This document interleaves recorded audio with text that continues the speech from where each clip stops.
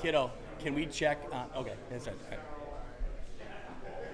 right. Welcome to View from the West kickoff party. Are we on? We're here? We are We're going? live and rocking and rolling. Welcome to the View from the West live kickoff party here at the Other Bar in downtown Moline. Thank you, everyone, for being here. This is amazing. This is cool. This is the inaugural, but this will be annual. So, book your plans now. Next year, we'll be back again doing this. I want to thank the Other Bar, obviously, for helping us out with this location. This is great. We want to thank Godfather's Pizza. We have pizza over there in the corner. Feel free to grab some. We have Snoop's Chips and Salsa, which is amazing. If you haven't ever had it, go over there and grab that. Dazza, what am I forgetting? You get to the bar. There you go. Taylor, your friendly bartender, will give you a koozie.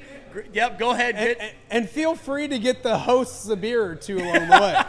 It's okay to do. No, this is really cool to do. Obviously, View from the West going into season 6. Yeah. And it's been something that's built and grown, and I think it's really cool to see. And then I took a venture away from my other life and started up a show. So to be able to do something like this with you, we get to talk high school football for the next 7 hours, probably. Yeah, so probably about that. By the time Stockpile is quiet a little bit later on. So it should be a lot of fun. Yes, and we're here. We're starting with Quincy head coach Rick Little. Coach, if you win your conference, if you go undefeated 2 years in a row, you get top billing. You go first. Yeah, I thought maybe since we have the longest drive potential. Maybe that's a part of it. But yeah. Well, no, Coach, thank you so much for being here. And we'll just jump right in and talk a little bit about, this is probably uncharted territory a little bit as far as you coaching a team that is coming off of such lofty such lofty results. Talk about kind of the shift in momentum and kind of what you're doing this year that maybe, is it different this year? Yeah, I don't know if it's so much different. We remind the kids that, hey, listen, a lot of good players left, but fortunately, and this is what happens when you win a lot of games and you've done some good things, they expect to win, right? So that's we don't want to hear anything different, but we also know that our expectations and goals are the same.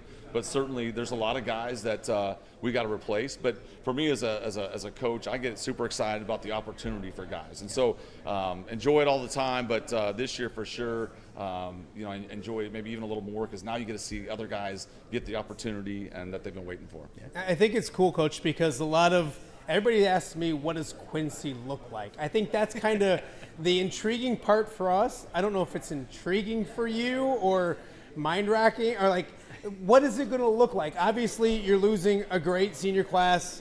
Your son, a record-setting quarterback. What does it look like so far this year in Quincy? Yeah, I think sometimes people think we'll just change everything, and we've been running the system through for years now, or at least the last 5 or 6. So it's not going to look different as far as schematically. Now there's strengths and weaknesses, and obviously you're going to lean on this area or this area a little bit more, but we're not changing everything. We've had kids in it, and they've been repping it through. Our sophomores didn't lose a game last year, and now we understand. We do. Moline had great players playing as young kids up at the varsity. East Moline, you can go down the line. So we get it, but it's never a bad thing when kids expect to win. And so when they have those expectations and goals, they hear what I'm saying, but I probably sound like Charlie Brown's teacher because all they know is that they're scoring more points than the other team. Yeah. Coach, talk about going into this year and give me some names because the names will be different than what we've seen in years past. But who are you excited about? Who are you kind of looking at? Yeah, I think the thing that we're it's a good place to be good at, but we're going to be good up front. We bring back Todd Smith, who's a Division I kid that's committed to Lindenwood. We bring back 2 guys up front. Jackson Moore was a sophomore that started for us. It's a really strong physical lineman. And then, there's some guys that were waiting in the wings that just couldn't break the starting lineup last year. King Johnson, Rylan Bloyd, Jackson Fowey. There's some good guys up front. We feel like we're equally good on the defensive line. So that's a great place to start, no doubt. we know that we had a transfer quarterback come in, Hunter Schuckman, that is competing with Sawyer Harshberger, and we got some good quarterbacks down the line though too. So it's a great place to be when there's competition, and not just we're throwing a guy out there, but a guy that can, our sophomore quarterback that happens to be my son too. He's got an opportunity to continue to push those guys. So it's a good position of depth. But I think that quarterback position made us special last year, but we had some Ferraris in the garage. There's no doubt. So, Dreas Rice, he's going to be a guy that's going to be tough to replace. But we've got a slew of running backs that we like. They may not do exactly the way he did it, but we think we can be productive, especially with our guys up front. And then our receiving core, which was equally as talented. We really hurt people was their ability to do something after the catch. And we got a guy that was kind of in there a little bit in Cole Burgess that's will play our X, and then we've got 2 returning starters and Noah Wells and Braden Ulrich that'll also be in there, and so now we're trying to figure out that H position for us, and we got some guys. So, but I mean, I would say certainly the guys know. We remind them all the time, and so I don't even know if you know this, but we won 21 straight regular season games. I wasn't sure the exact number, but it was, yeah. So that part of it is super important. And we know our week 1, we play Boonville, Missouri. They're 9-3 a year ago. So that's important to all of us, that wanting to win really bad and having a reason to do it's not a bad thing. But we remind them all the time that, hey, this is something that you're working for. Like, you just can't, be happy to be playing varsity. The expectation is to win. Absolutely. Coach, you mentioned 21 straight regular season. It's been a great run in the Western Big Six, and I think people wonder what that conference is going to look like. There's other coaches out here that probably wonder what that conference is going to look like. When you look at the conference as a whole and forget that those idiots can hear you, what do you see when it comes to Western Big Six? So again, we're take us out of the equation because I don't want to talk about us, but I think you look at Moline. Moline's going to bring back. Coach Morris does a great job, but they bring a lot of guys back. And a lot of guys that were young that had a lot of success, so they're coming back. But and I'm not saying it because he's here, but. East Moline, we always say, and this is no disrespect, it's not even trying to be funny, but Coach reminds me of Rocky Balboa. You know what I mean? He's been beat, he's been hit, he's been knocked down, but he's the right guy for that job. Yeah. And I've told him this a lot, like it was not so much always fun, but there was a lot of turnover there, and so when you get a guy that does it the right way, that's consistent. He's yelling Adrian after the big wins, but he's taking his shots. But he's building something, and so they've got our attention. As Sterling, I mean, Sterling's always good. Even when Sterling's not as good, Coach does such a great job. Like, that is probably the toughest team when we prepare. We know no matter what type of team they have, they're going to be prepared. And so, and I could go on and on and on, but I think to me, those three, Rock Island, and we have great respect for Rock Island, but I think if we could do this all day, but I think it's Moline, East Moline, and Sterling are certainly going to be tough teams. Absolutely. Yeah. Coach, I want to ask you about the documentary that's just been coming out in the last couple weeks. Blue White, that was called? Yeah, Blue White. It's excellent. If you haven't seen it, look it up. Look it up on YouTube. They followed you for the last 2 years, just last year. So just last year, Jordan Loescher of Butter Media does a great job with us, and he's super talented. To tell you a story how talented he is, 2019, maybe 18, maybe 17. Take it back, 2017. So he does our height videos. Yeah. So Jordan comes to my office one day and says, hey Coach, I just want to show you this. I won this award, and it's for sports production height videos. And I'm like, it was first place. And I'm like, well, that's really good. It was a great video that he did. Yeah. So I'm like, well, I'm just curious, who finished second? And he says, well, the Arizona Cardinals finished second. Wow. So I'm like, what? Oh my gosh. So Jordan's, if you watch it, it's excellent. It's excellent. I mean, he is unbelievable, and we have a lot of that where it's more than we deserve, and he certainly would be in that category. Yeah. Well, I wanted to ask you about in that documentary, it's talked about early in the first episode that you take the Quincy job and what are you doing? This is a dead job and whatever. And now fast forward however many years later, and they're making documentaries, and you're a talk of the Western Big Six every year. What does it mean to you? And I know there's still a lot to play for this year and down the road, but what does it mean to you do you take a step back once in a while and think, man, we kind of we hit a milestone here. We did something. Yeah, I think sometimes, but it's also like when you start looking back, that's what gets me nervous. I think for us, and I think to being successful at anything, it's always about we need to do more. Like even last year, we want to do more. We want to do more. This year, we want to do more. And I know that's a lot to ask. Yeah. But I think that's truly the mentality. And I think if you really look at the success of the program, that's why we are where we're at. Is because I'm very fortunate, and I've said this, and I'll say this next week at the Big Six banquet, where we're really unique in the standpoint of like the coaching continuity on my staff. Like it's not very normal that everybody stays around, and we got great coaches, and that's been, I think, number one for us, that continuity has been the same for quite some time. Yeah, we do have to give a shout out. Western Big Six banquet is next week. It is. The MC does a fantastic job. Yeah, I've heard that. He is funny, charming, good looking, all those kind of things. Yeah, something like that. Coach, thank you so much for being here. I appreciate it. Good luck this season. I appreciate it, guys. It's a great event. Guys, give it up for the head coach of Quincy, Coach Little. Even Nick Welch, you got to clap. Hey, we got a lot more to get to here at the other bar in Moline. Up next, we'll stay in the Western Big Six. Are we going to? Tell me. Let's pivot real quick. We got a cool segment coming up in the Three Rivers Athletic Conference. Two great quarterbacks here. We're gonna put them together on the show. Let's do it next segment. All right, you're watching the View from the West kickoff party from the other bar here in Moline. We will be right back. This is Dan Pearson of Fellowship of Christian Athletes. Our FCA team of staff, board, and volunteers is pleased to support View from the West with Greg and Mitch. Our Northwest Illinois FCA team is 3 teams in 1, serving coaches and athletes in the Three Rivers, Northern Illinois, and Greater Peoria areas, all with schools covered by View from the West. For more information, email me at danpearson@fca.org.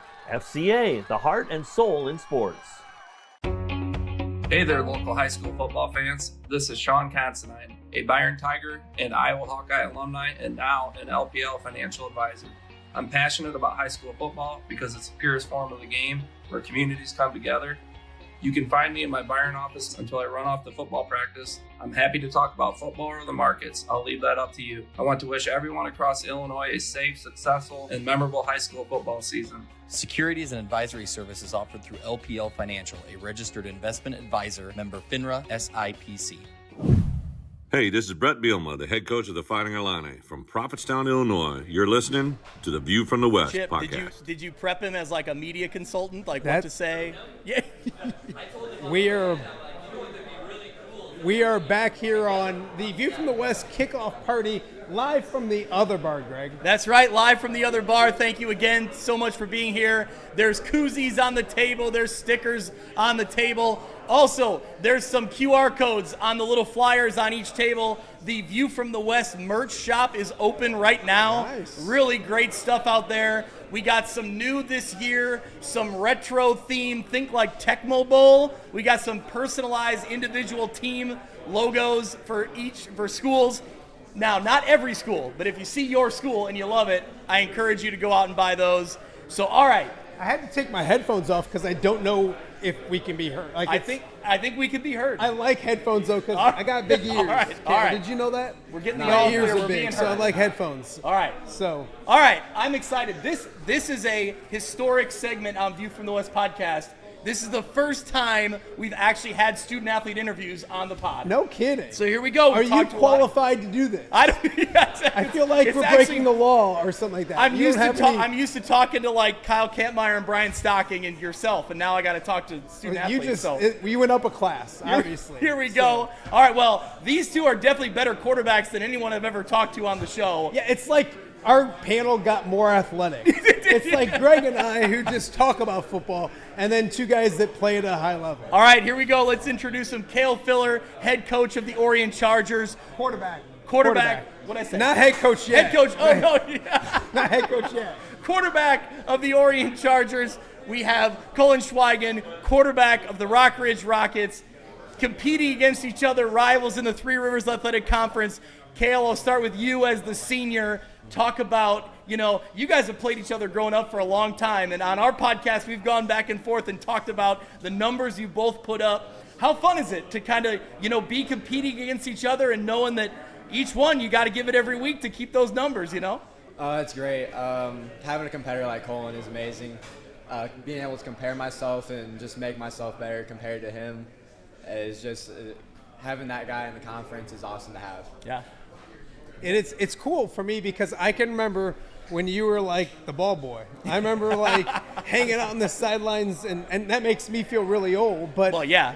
talk about being in a program, obviously, that you know a lot about, but you're the starting quarterback at a high school that you know a lot about. You probably dreamt of this. Kind of talk about the journey to get ball boy, starting quarterback.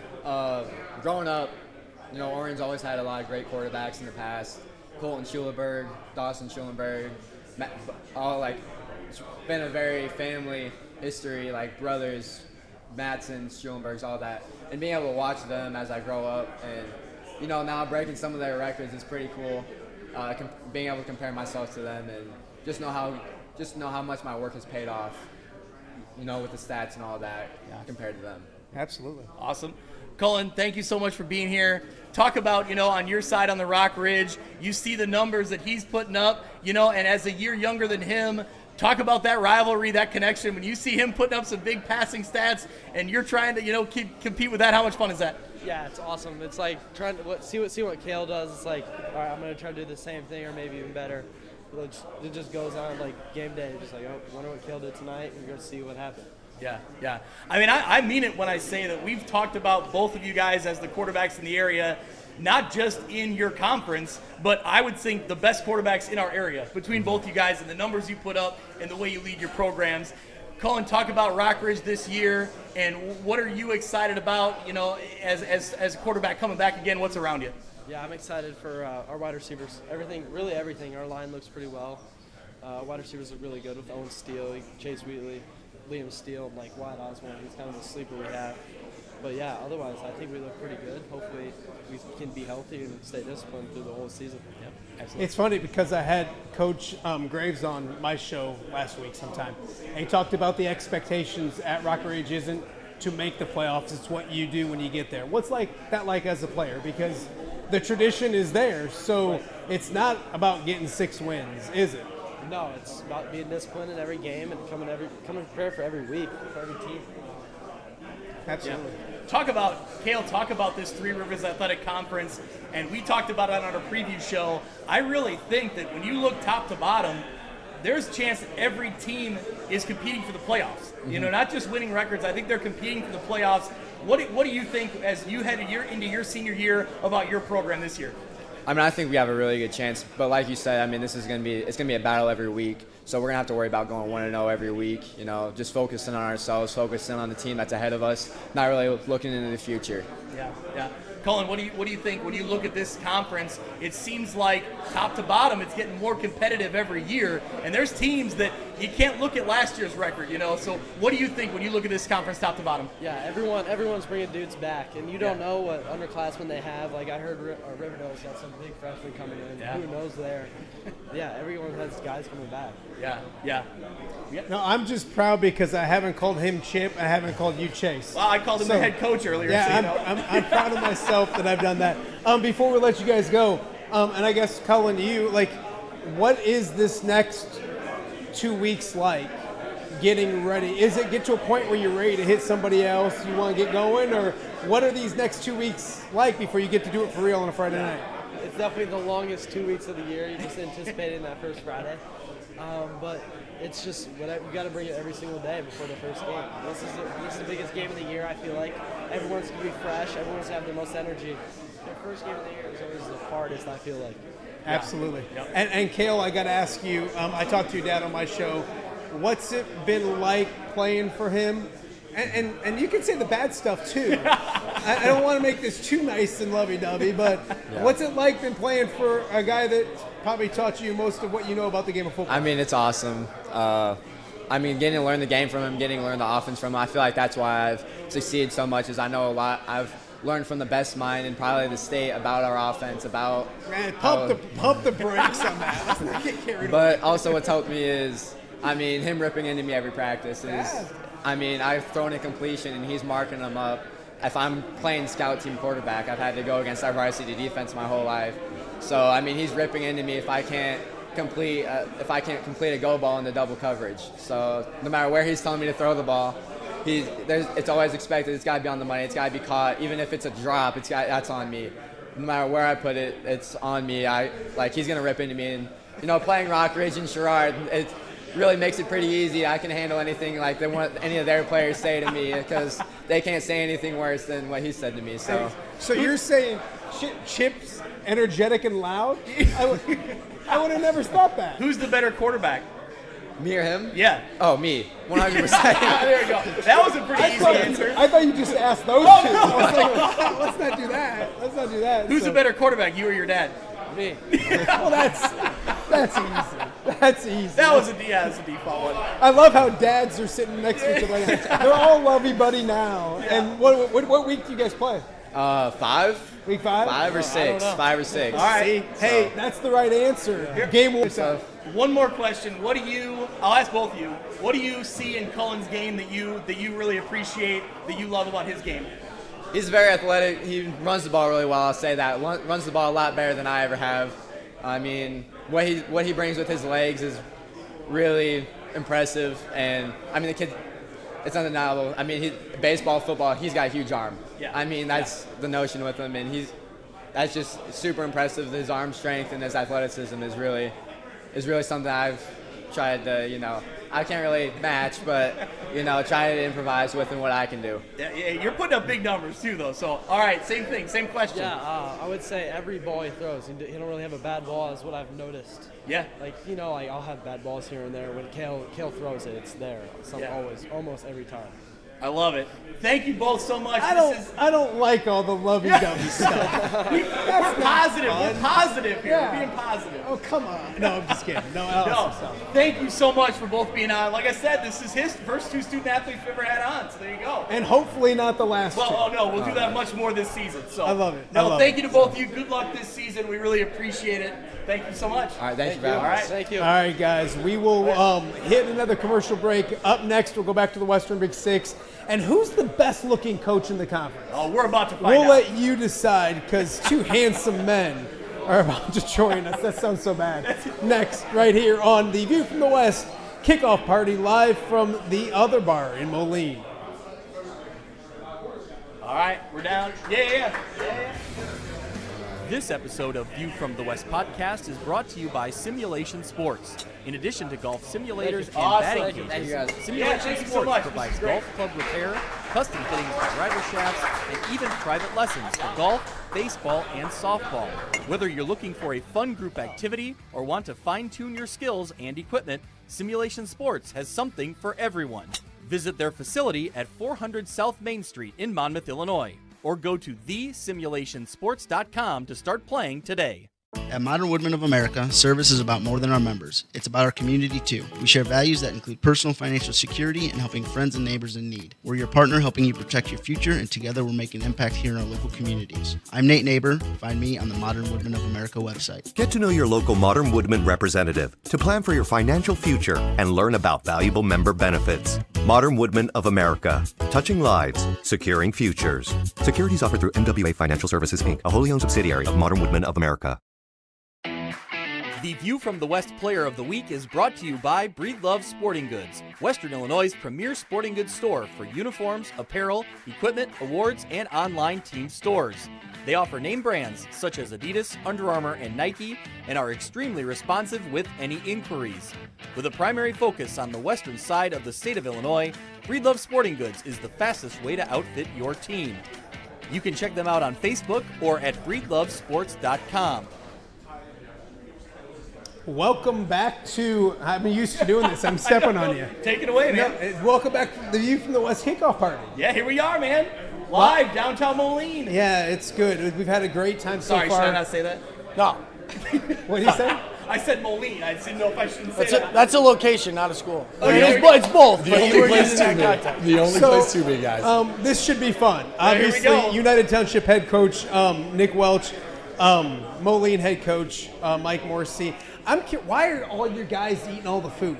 Gorgle just moved. He'd been there the whole time. I think you might be the only smart guys in the building right now. Yeah. If the food's sitting over there, why don't you take advantage of it? A quick reminder, Godfather's Pizza and Snoop's Chips and Salsa over in the corner as you guys listen to us talk about football. Yeah, absolutely. All right, so here we go. We already talked to Rick Little from Quincy. Coach, I'll start. Wait, I don't even know where I want to start. You got to start with the best looking coach in the Quad Cities. Okay, I mean, we got to start there. I was going to get in trouble if I started one I knew way that or was the coming. other. I knew it was coming there sooner or later. This is gonna be fun. It's never going away. It might go away. Keep being good looking, man. So, Coach, we talked to Quincy. This year, Quincy looks different. I feel like the last couple years, this conference was very much like, who can beat Quincy? Can somebody knock Quincy off? This year, it feels like there's opportunities to kind of climb up and maybe be the top of the standings. Do you feel that? Do you kind of sense that coming into this season? I think they still have a really good system in place, and I think they're at the point now that they've kind of established themselves where they can just plug guys in, make some simple adjustments, and their machine will keep running really smooth. So I think they're going to be just fine. I do think, we've talked about it a little bit recently. The conference kind of has a 2017 feel to me. Where it's really a toss-up on any Friday night, who could come in, who could beat anybody. And that was pretty much the way I felt like coming in my first year in 2017. Was like, we knew Quincy was really good. We thought Alleman was really good. There were some other teams that were really competitive. And we're like, it could be anybody's game, really, on a Friday night. If you show up and your kids are more focused than the other side and more hungry to get that, you're going to be in a battle. So I get that feel from this season. So do you also get the sense the conference is wide open, like, UT can beat Moline every year? Well, that has not been proven, but I think that, I go back to the last 4 years. I mean, the 2 years before that, I think Moline was kind of the upper echelon. We all kind of came in, we knew that, the talent that they had, and then the last 2 years with Coach Little's squad, I mean, starting with his son, and then just a bunch of dudes everywhere. I mean, they were a very complete team, and that showed the last 2 years with their quarterfinal runs and then running into the Catholic schools. So, any Friday night, any given Sunday, they say, any Friday night, anything can happen. But, it's nice to see a little unknown. And I think it makes the Western Big Six exciting for everybody and fans. And, I was making a joke with some people about, the Big Six kickoff. I feel like everybody knows about everyone's team already because of social media, so they don't come out to it, but they still come out to the games on Fridays. But it's an opportunity to listen to some good jokes and average commentator.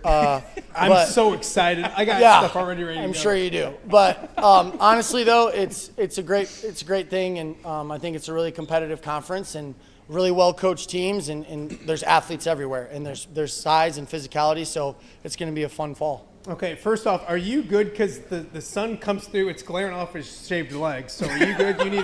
Are you good? It must be just a long career of taped ankles. It went above the knee, Let me show Greg how to do this. Hey, congratulations. You're a new dad once again. How is the baby? How is the lovely wife? Everything good? Every day I feel like he's becoming more likable, that he's sleeping a little better. Are you talking about Greg or the baby? The baby. Greg's great. No, seriously. We all know as coaches, our wives carry the load, right? And we start school early, so August 4th, he wasn't even a month old, and, we've been having long days, and, she wears it well, and obviously got great support system with our in-laws living 25 minutes away, but Newt baby's good, and Harper's a great big sister. She needs to learn her strength a little bit, but, it's a blessing from God, and I'm thankful for a beautiful wife and a beautiful family. Watch this segue. Yeah. Speaking of babies, you finally got your field turf. We did. What's that like to have them in the field and all that Well, kind of I don't stuff? know because I haven't been able to hold it yet. So we're still kind of in that infant stage. Now, I do want to say this regarding like children and things like that. Like, they're amazing. They're young at that age. It's so like to watch them grow. My daughters are now at the point, right? And I talked to Corey Kuffler about this the other day. So we've talked about like the second round of the playoff thing over and over again. So like they're really sweet and they're awesome when they're little, and like you love those memories. And then they get to become teenage girls, and you're getting into them about something or da-da-da, and the first thing out of their mouth is like, well, are you ever going to get out of the second round of the playoffs? And it's like, so, I mean, they're sweet, and daughters are sweet, man, until a certain point. Wait till Harper asks if you're ever going to make the playoffs. I just Hopefully by then we cover that. I might be out of a job. I might be out of a job if we don't have him by then. But back to the field is awesome. We're super excited about it. Our kids are super anxious to get on it. And so, it's going to be cool. It's going to be a great atmosphere. But how are you going to let the grass grow like, inches long if you have turf now? I'm going to be honest. We've talked about it. Like Kevin Gorgel and Crick Seymour and I have talked about this a bunch. Like back in the day, that was the joke. Like you grow it longer so Rock Island looks slower. I feel like we've had some pretty decent speed over the last 8-9 years. So that's never, except maybe 23. Like that's never really applied to our kids. Like you've always felt like our guys could run. So just let it be, man. Let it be. It's good stuff. Those poor 23 kids are sitting listening to this going like, I mean, I love them. It's not that I don't love those kids. Yeah. We struggle a little bit. It is what it is. All right, so we talked about, the conferences, maybe more open than it was in the last couple years. You return a lot of players. What are you excited about? What do you see in your team overall that you bring back? I think any team is player-led, no matter the level. But high school teams got to be led by seniors, and such a strong senior class. Just watching them work every day and the standard that they've continued to set, and I think they're just raising the bar for the rest of the program. When you don't have to get on your kids about going hard during individual time and not getting bored with the everyday drills, it has a great impact on the other guys, because we practice together as a program, all levels at the Soul Bowl. When you're looking over and you got a guy like Tristan Wallerab giving 100% effort in his own line drills, well, if you're a fresh off offensive lineman, you don't know any better. Yeah. So I'm just really excited to watch those guys play, and I think we've got a good group of kids. I think they love football, and they're excited about finally hitting somebody else for real on Friday. We got Davenport North coming, but we got to earn it every day. Every day is a new challenge, and we can't look past anything but having a great practice tomorrow, and we live in that moment, and that's what we're going to do. Yeah, awesome. Oh, you get to talk to that guy? I got to talk to this guy? All right. Well, everyone knows Moline's going to be awesome. Tell us how awesome you guys are going to be. I mean, we'll be competitive. We like our kids, obviously. We do bring back a lot of guys that contributed for us last year, and there's a lot of other guys that have kind of stepped up into their role, and I think they're excited about contributing a little bit more. So, I mean, we got a good group. Obviously, our non-conference schedule is very challenging, so we're going to learn a lot about ourselves really, really quickly in those first 2 weeks. But I think everybody's anxious and excited about getting going and hitting somebody else. We go to Davenport Assumption next week, for the Gilly Bowl to play against those guys, and excited about that. And I think our players are excited to see him again, which makes it, again, another cool environment and something fun for our kids and our community. And so we like our group.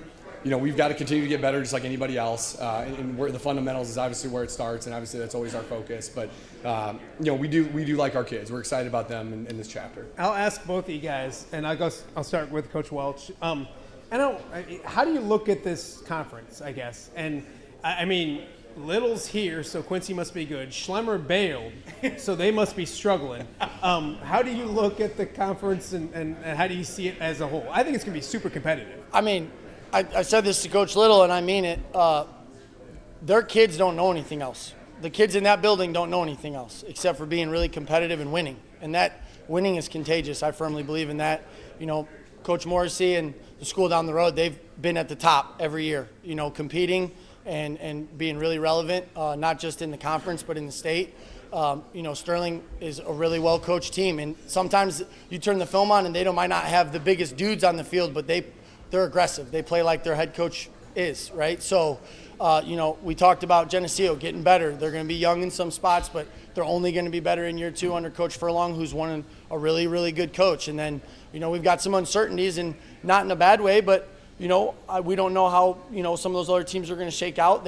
They're figuring it out just like we're figuring it out. So I'm excited. Like I said, I think the Fridays in the fall are going to be really fun, and I think that, if you go over and find the people making high school spreads, I think the spreads are going to be pretty close on a lot of Fridays. People do that? Oh, they do that. You know that too. No, don't you look at me. Coach, one more for you. Talk about how much did winning a playoff game at home last year kind of just help propel momentum in this program? Because, if you go a couple years and there's, either lack of playoffs or, no wins, it's hard, right, for them to see that. So how much did that mean? How much you talk about that and moving on, I mean, it's just exciting. Like, that's something that's always been a goal for our kids in our program, is to get playoff wins. We haven't had a ton of them in our school history, really. So when they can accomplish that, they've kind of separated themselves and that group from others maybe that have come before them. So that's the standard, and that's the expectation of what they expect now. It's always like, hey, a conference championship is great.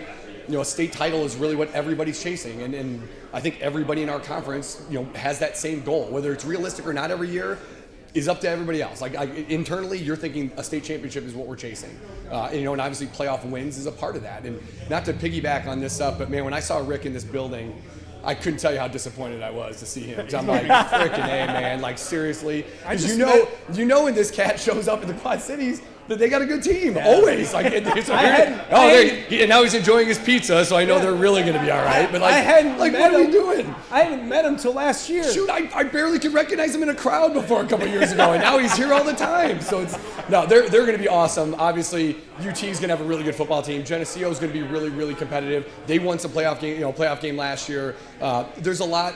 Sterling's always Sterling. So that's what makes it fun. I think all of us as coaches in our conference, for the most part, get along, with the exception of those Friday nights when we're all focused on our team, and we want what's best for each other. I think that's what's cool about it. Yeah, you think they get along. Nobody likes them. Yeah. I'm just kidding. All right, so similar question for you. What are you talking about with your players? Obviously, the playoffs are the goal for every team. It's been a drought for United Township, but you were close, right? Like, it's every year it's close.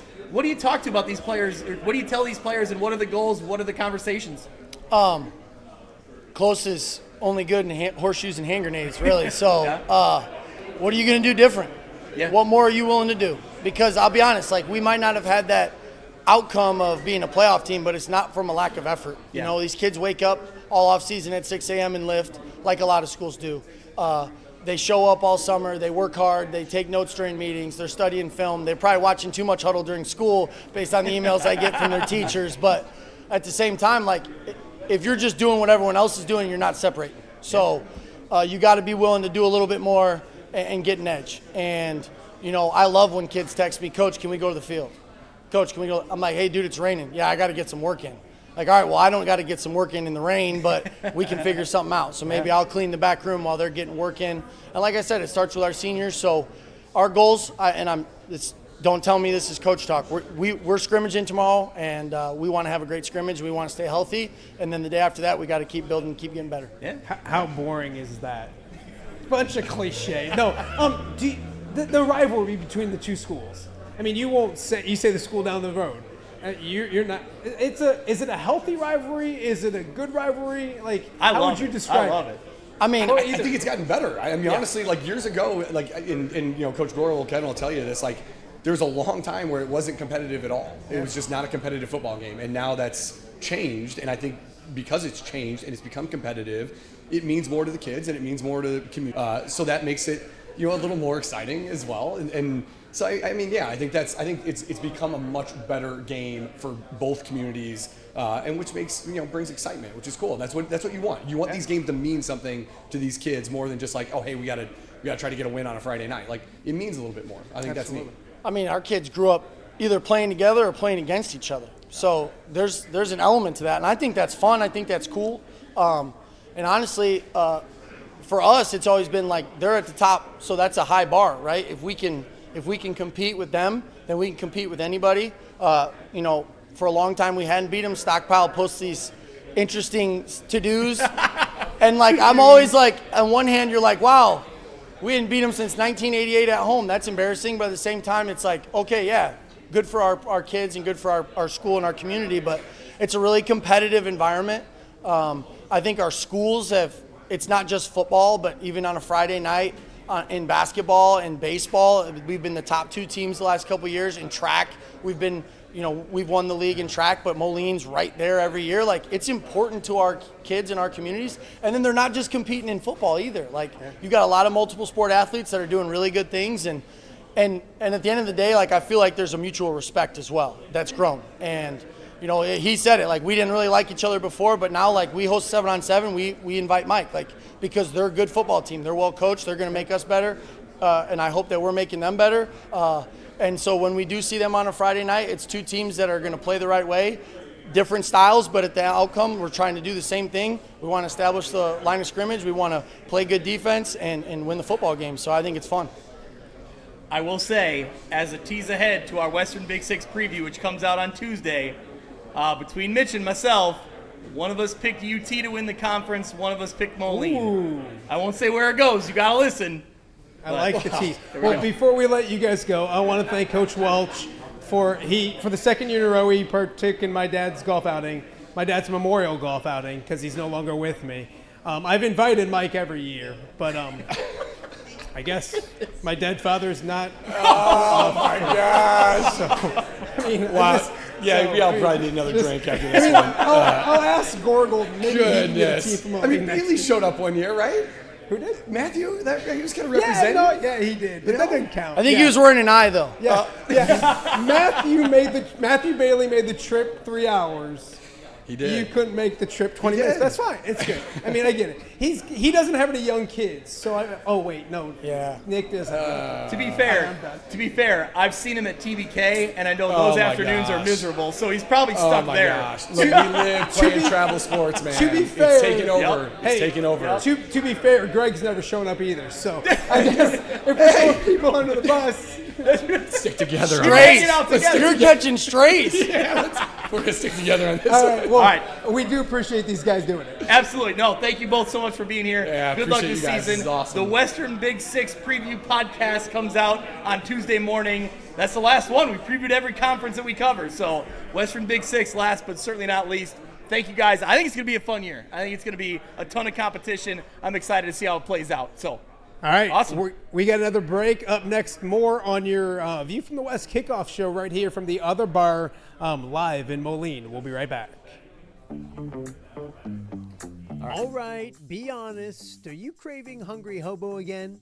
You know, that fresh sliced meat piled high on those amazing sandwiches, hot off the grill chicken and steak with all those delicious toppings, the biggest and best selection of baked potatoes, or simply some waffle fries dipped in cheese. Well, now that Quad City favorite is even easier to get. Download the Hungry Hobo app today. Order ahead, skip the line, and earn rewards all at the same time. There's Double Points Monday and exclusive specials as well. With 12 locations in the Quad City area, it's Hungry Hobo. Now even easier to find, but still hard to resist. Rafferty Funeral Home, dedicated to serving families in the Quad Cities since 2007. Hi, welcome. Yeah, come on in. An experienced staff plans each service to reflect the unique life and legacy of your loved one.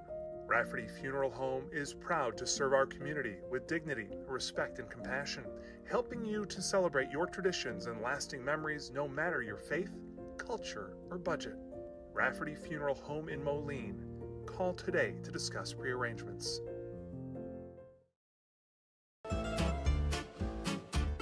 When it comes to quality, convenient pizza, Godfather's Pizza in Silvis has you covered.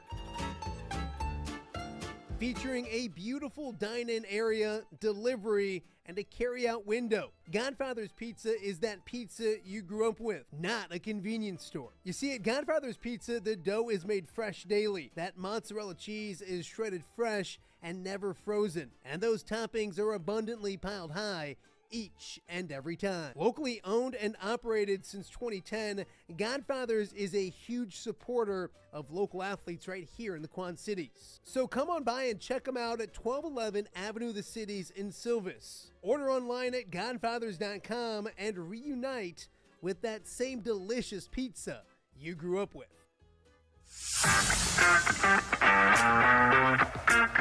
Are you looking to take your next party, tailgate, or golf outing to the next level? You need Mobile Party Experience. MPX features 3 top-of-the-line party trailers equipped with all the amenities you need to party like a rock star. Smart TVs, Yeti coolers, JBL sound systems, grills, bathrooms, and much more. Mobile Party Experience is an experience like no other. Check out my-mpx.com or call 563-514-1470 and book your Mobile Party Experience today. Welcome back to the View from the West kickoff party down here in Moline. Greg, I'm gonna let you talk for a second. Yes. Godfather's Pizza. If you guys haven't gotten any Godfather's Pizza, Andy Furman hooking us up with some delicious pizza to get us through the night. Let me make fun of you real quick. Do you remember back on The Score in the old days, or maybe it was Hoop Central on Channel 8, when there was a certain pizza sponsor, you'd eat pizza on the air while reading highlights, like basically like choking, trying to read players' names. We make fun of you every time. This is no joke. One time I didn't know it was my read. Yes. And so I put a piece, and then it came to me, and I just grabbed it and threw it out, and then started talking. I'm a professional. As your competitor, I never made fun of you. No, never. Certainly not. No. Hey, thank you so much to everyone who's here watching live here at the other bar in downtown Moline. We got to thank Amir. He hooks us up. Taylor, our bartender, is doing excellent. Go see her. Grab what you need. Godfather's Pizza, we already thanked. Snoop Salsa's here. Thank you so much. Mobile Party Experience. Mobile Party Experience has been outside. We love it. All right, Stock, you got a job to do. You got to come draw a name here. All right, we're giving away one of the hats. So let's. We closed that way off for a reason. Here we go. Here we go. You couldn't afford Vanna White, Greg? What do we got, Stock? It is Casey Armstrong. Okay. Okay. Shocking. Greg's kid won. Okay. He already has a hat, so we're gonna put that back in the. Let's try that again. Here, let's take that one out. Yeah, take that one out. Sorry, Casey, you already got one, bro. Jeez, now, my dad and brother both have hats too, so if they put in their names. Rick Little. Oh, Rick Little. Head coach Quincy Blue Devils gets a hat. He's busy talking to Coach Welch. We'll get him a hat. Whoa, no. Did you see that? Go deliver him a hat. There you go. I think Welch just threw a punch over there. Finally. It's about all right. Hey, thank you. Like I said, everyone, thank you for being here. Feel free, grab some koozies. There's some stickers out on the table. If you want a koozie or a sticker, just let me know. We got more in the back. Also, there is a QR code you can scan. You can subscribe on YouTube. Of course, we want that subscription. And our merch shop is open now. There's a ton of cool stuff out there. Go out, check out the merch store. Anyway, scan your QR codes. And I will say this. If you're watching on the Off the Air YouTube page, go ahead and subscribe to View from the West. And vice versa. If you're watching on the View from the West webpage or YouTube page, do the same for ours as well. Absolutely. All right, so here we go. We bring in our media members, our conference insiders to View from the West podcast. Ty Taylor from WRMJ, Kyle Kampmeyer from NUICfootball.com. My favorite Taylor. Did you know, fun fact, Kyle Kampmeyer was on the very first episode of View from the West podcast. Was he really? Yes. How about that? I can't believe that. You invited me, of all people. Number one. Because we were talking NUIC football. I needed to know somebody who knew all I need to know, and you knew all I need to know. So you didn't have me on? I did not have you. You weren't on for like a year or two, probably. I know, but I love that conference. It's my favorite conference. Oh, here we go. All right, Ty Taylor, welcome here. Welcome to the show. Thank you. I love collaborating with WRMJ. Tell us about the Three Rivers Athletic Conference. We already talked to Cullen and Kale. Talk about that side of the conference first, because we had fun on our preview show. Go on, check that out in the archives on YouTube. That's a good listen. But tell me what your thoughts on it. It's a wide open conference. Yeah, so before we get into the conference, I just want to say when you work in media in this area, you figuratively are always in Matt Randazzo's shadow. But it's nice because now with the sun shining in for the first time ever, I'm literally standing in Matt Randazzo's shadow. It works so I think that's really cool. But yeah, like you said, that's why he's my favorite Taylor. Exactly. I said that from the jump. I know when you come on someone else's show, and I know Matt helped set everything up here today. You gotta give a lot of compliments. That's like a contractual obligation. He can stay. Exactly. But yeah, it should be a really fun year in the Three Rivers, I think, like you were talking about, and like we were a couple of weeks ago on the preview show that we did, and then, you had Cullen and Kale up here, especially on the small school side, the Rock Division side is the technical term for it. It'll be really competitive, I think, like we talked about. Newman, Rock Ridge have kind of been the upper echelon of that league. But I think, the other four teams are all taking steps up and getting closer, talking about Orion. Mercer County, too, should be improved. Riverdale has gotten, seen the improvement for them year over year. They should be really good this year, I think. And then Erie Prophetstown has been solid the past few years. They should be solid again, I think, in 2025. So, yeah, I think it'll be a lot of competitive games once you get to the conference schedule in week 3. So I'm really looking forward to it. It should be a lot of fun. Yeah. Kyle, talk similar, looking at the Northwest Upstate Illini. It's Lena Winslow's conference until someone proves it isn't. Dupec did that. They knocked them off a couple years ago.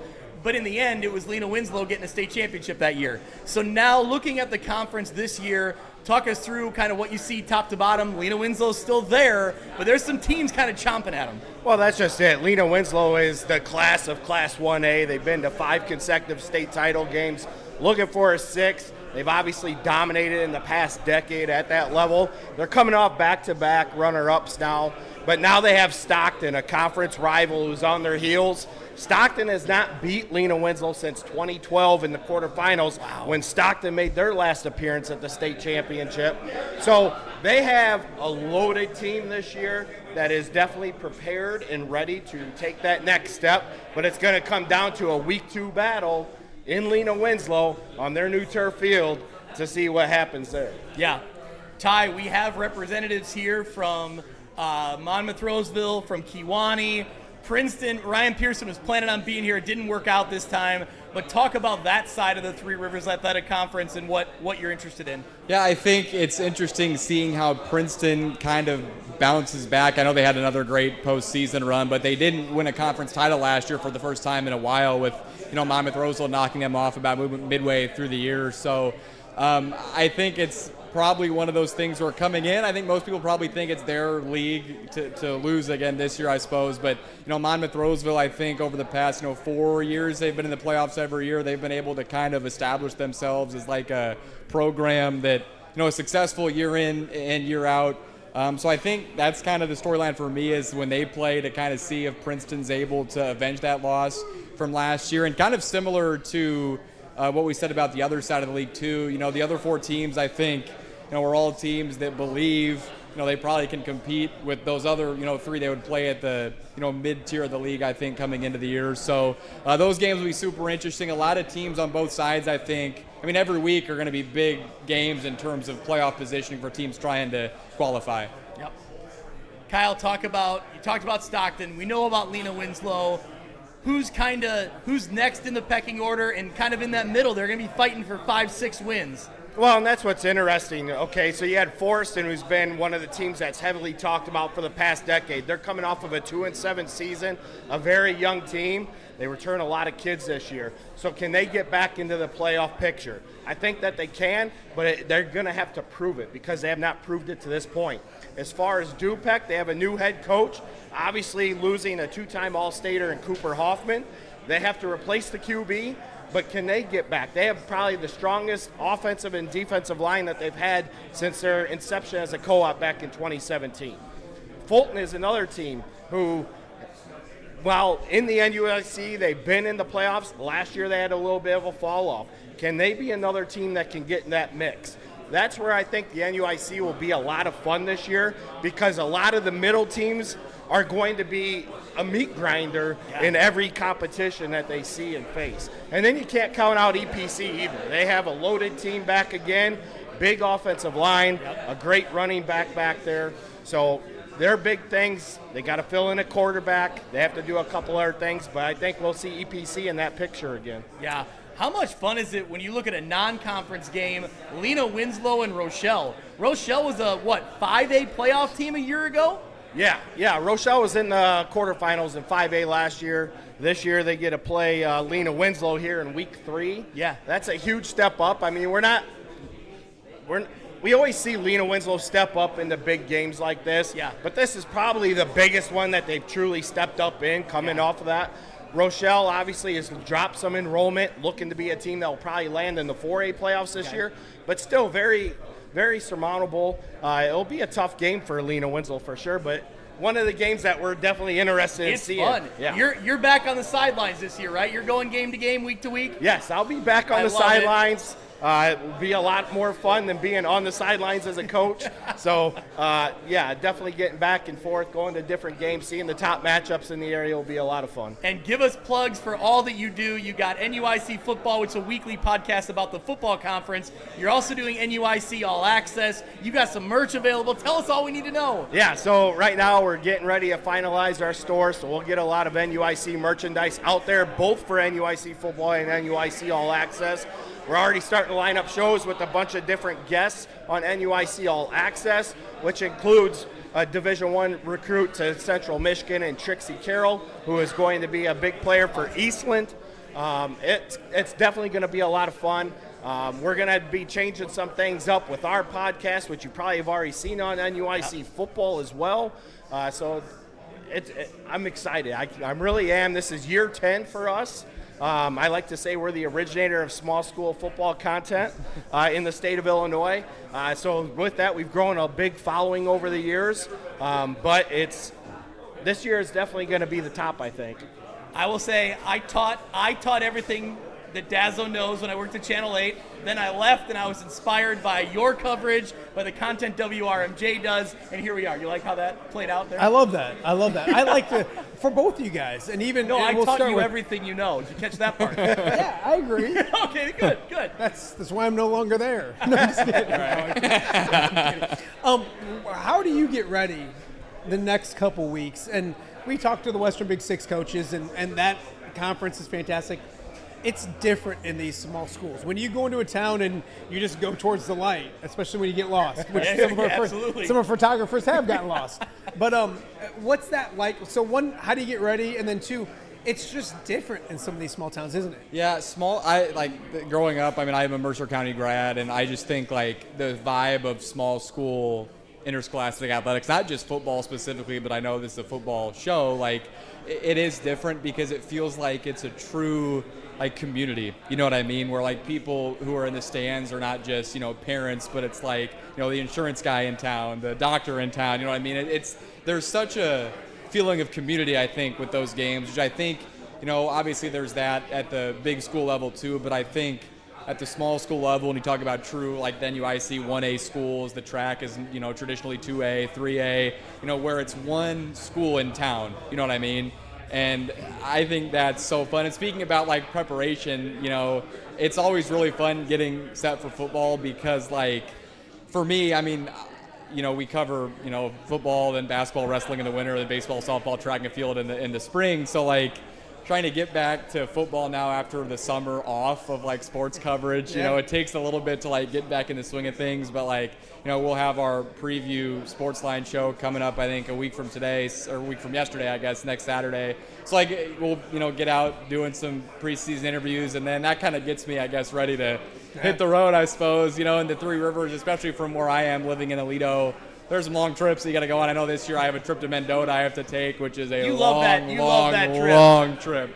But can we be honest, though? It might be kind of an Aledo problem, because Aledo's not easy to get to. No, it's not. It's an Aledo and a Monmouth problem. Yeah, exactly. Hey, can we give a quick shout-out to the Viola Tropics, the softball champions of the world? The Mercer County Adult Softball League champions, 12-0 on the season. Hey, it's a three-peat. It's a three-peat for the good guys, man. I've been there. I won 3 C-League championships in basketball. So there you go. That's because you had Alex Johnson and Andy Say on your team, right? I don't want to drop names. You can drop them for me. It wasn't him. So. No. I argued with the referees, or so did they, I'm sure. Yes. Kyle, with you, and I there was a good time when we were doing it for TV where like it seemed like the Three Rivers had someone down at state, or we had a really good run where, or several teams, and like Western Big Six, Alabama and Geneseo got down there. What's it like? What are you guys drinking up there? Like, what's in the water? It's like you guys are killing it. I don't honestly know what's in the water, but yeah, I mean, the run of success that our conference has seen, 20 representatives at the state championship game over the last 20 seasons, definitely speaks volumes to the style of football that we play. You know, there used to be a lot of teams over the years that we were chasing. You know, we were chasing the Carthages back in the 90s, and then when the 2000s came and you know, it separated out into 8 classes. Some of the other teams down south that were playing tough style football, that open passing game style football, you know, I don't know what it was, but somewhere along the line, the physicality of our play just continued on while others may have just fallen off. I really can't explain it too much, but we've always stuck to what works, and that's run the ball. It's why one of my favorite phrases is run teams win in November, because it holds true more times than not. Yeah. And as you've done this podcast, as you've done your podcast, your wife's alma mater has seen significant success, that being Lena Winslow. So she probably loves that you're promoting her alma mater as the years have gone on. Well, the good thing about Carrie is she's sitting at home right now and she's watching. Okay, shout out to Carrie. So she's definitely excited. Happy life. Yeah, man. absolutely. Well done. So yeah, no, she's definitely excited with the success that Lena Winslow's carried. Since I've been doing this, we've been at the state championship every year as well. Even in the COVID year, we had Aquin in there with Lena Winslow as two of the top teams in the state, mixed in with a Fulton team at the time that was in the Three Rivers Conference. Yeah. So when you go back to that COVID spring year, your 1, 2, 3 teams are all now NUIC teams as well. Absolutely. So it's one of those things where the conference has definitely upheld its traditions.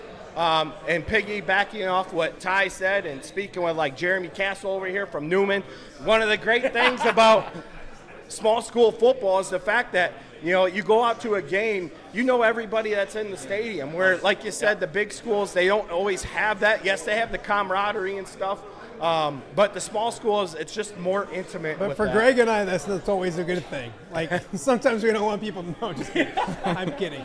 Well, this is great. I can't wait for both conferences and all that kind of stuff. It's going to be an absolute blast this year. No, I think both of you, honestly, when I got started, you two were both stations and coverage that I looked at as this should be done more often, and I think there's a need in the Quad Cities to do it. I love collaborating with both of you. I'm excited for coverage for both of you. Hey, quick shout out. We're going to have Alleman on here in a minute. Quick shout out to Jim Taylor jumping into the Western Big Six. He's excited to do that. He's an Alleman grad. It's something he's always wanted to do, is cover the alma mater. Him and Matt Randazzo, big private school losers, boo him. We can boo him here. But yeah, he's excited to do that. I'm excited for him to get to. He's never got to really cover the Big Six before. Never got to cover Alleman really before either. So I'm happy for him. Should be exciting for him. He's excited. So awesome. Well, check out WRMJ Sportsline, all their coverage on Friday nights as well. They're broadcasting Rockridge, Orion, Sherrard, Mercer County. Yes, so correct. Every Friday night you can find them on WRMJ or on WRMJ.com. Kyle Kampmeyer doing shows that come out what day every week? Thursday. Every Thursday. Check it out. It's the best coverage you're going to get on the Northwest Upstate Illini and UIC All Access as well. I love it. Thank you so much to both of you. Next up, we're bringing in Alleman. So your dad, tell him to listen. We got Alleman on the line. Sounds good. Thanks. All right. That's love right. it. Thanks, guys. All right. Up next, as mentioned, there's a new era of Alleman football. Their head coach joining us right after this. You're watching the View from the West kickoff party live from the other bar in Moline. We'll be right back. Cool. View from the West, the podcast covering Illinois high school football. It's going to be a hard-hitting game. It's going to be great football. Weekly analysis and reaction from around the western side of the state of Illinois. This is the game we had circled when the year started. Follow along on YouTube and subscribe wherever you listen to podcasts. It's big-time football out there tonight, and I know we can play big-time football. View from the West. We got you covered.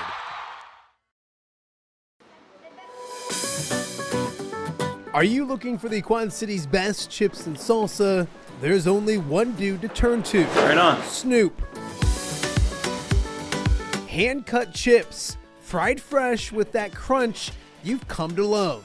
And the most addicting salsa with delicious fresh ingredients each and every time. Pick up your chips and salsa, queso, enchiladas, and much more at the Stern Center in Rock Island. To place your order, simply call the man himself. It's Snoop at 309-314-8197 and find out for yourself what the rest of the Quad Cities already loves. Welcome back to the View from the West live kickoff party here in downtown Moline, the other bar. We're joined now, as we just talked about, the head coach of the Alleman Pioneers, Tom Barber. Coach, thanks so much for being here. Thanks for stopping down. Talk a little bit about, kind of the excitement around the program, just getting back to Friday nights and playing some varsity football. Yeah, hey, thanks for having me. This is fantastic, the things you guys are doing here. The community is super excited about getting that varsity program back. And just the seniors, I think, are probably the most excited because the last time they had any kind of varsity was they were freshmen. Yeah. So they didn't get a whole lot of playing time. So getting them back in, having that one last senior year where they can have that varsity games, I think is a big thing, and everyone's super excited and super supportive of everything that we're doing. So it's been a real good thing so far. I guess first off, too, like we have Morrissey and Welch up here. We're just assuming best-looking coaches. Like why? Like I mean, there's a new guy in town, right? That's right. Like the beer and everything. It's a good look. No, Coach, we talked when you got the job, and it was a strange way it happened. I mean, obviously it was late in the game. Can you tell us a little bit how it came about and how you became the head coach? Yeah, it's just the old head coach ended up just abruptly resigning, which I mean I don't know anything about that, but I saw an opening and I knew all about the Allman tradition and then the history, so I put my name in the hat and did a few rounds of interviews, and they ended up offering me the job, and accepted right there on the spot. Couldn't be more excited about it. So it's just one of those things that kind of came out. Wasn't really looking, and it just happened to be there, and I'm just glad that they chose me. How much did you have to hit the ground running when it came to? I mean, it was a quick. And we talked. You didn't. I mean, you kind of knew what was there, but you wouldn't really know. Yeah. What have you found when you got there? What do you like? What do you see when it comes to Alleman football this year? Yeah. Well, everyone says we hit the ground running in the summer. We were going about 100 miles an hour before we even hit the turf. So we were screeching tires is what we were doing. But we got some really good athletes at the skill position. We're going to be, I think, in most schools we're going to say it's going to be a little bit thin up front at the offensive defensive line, little thin there, low numbers there. But our senior junior athletes really kind of stuck out to me. Really good, really hardworking kids, and they're putting in the effort, and you can see it, especially in this first week of practice. Absolutely. Coach, I saw you at the 7-on-7 over at Assumption. Talk about what you're working on, at that camp, and then what you're working on, throughout the off season. Like you said, it's kind of hit the ground running. What are some things you're really focused on with your student athletes to kind of make sure that come week one we know what we're doing? Yeah, a big thing is preaching fundamentals. We kind of started from the ground up, so we kind of broke everything down and went to that fundamental aspect to make sure that our fundamentals were good, and then introducing our new scheme on both offense and defense, making sure they knew what was going on. So we've been really emphasizing on the fundamental part of both offense and defense, and then making sure that everyone knows what's going on in our offensive and defensive scheme, and emphasizing if you have questions, just ask them, because now's the time to ask them, because you won't be able to at game time. You're not going to be able to come over to the sideline and be like, hey, coach, I don't know what I'm doing. So making sure that they understand what's going on first, so that way when we get to that game, we can play fast. Yeah, I have Alleman students, so I know what it's like right now. And I got a son who's excited to get to a football game on Friday night. I got nieces that are excited that football's back at Alleman High School. What's it like right now? Because it's been a minute, and I know your boys are chomping at the bit to get out there and play football once again. Yeah, it's one of those. We've only had a week of practice, but they're probably already hit somebody else from a different school. So, I mean, everyone's asking, hey, how's it going? Hey, how's practice going? How are your kids looking? It's like they're great. They're awesome. They're working really hard. It's like it's only day 2, but everyone I run into that I know is asked how the team's doing, how the program's looking, how the kids looking, how's practice going, all that stuff. So I mean, just the excitement, not even just from Rock Island, but just everyone that I know, even from Moline, East Moline, Silvis, even on the other side of the river, Davenport and Bettendorf, everyone I know just asking how everything's going, because I think everyone's excited to see Allman get back to varsity football. Talk about, Coach, you come from a Riverdale program that not is just a great, I think, a well-led program with Coach Guy Diericks. We'll talk to him in a minute. Yeah. But talk about how that program specifically did what you guys have done now and getting back to varsity football after taking time off.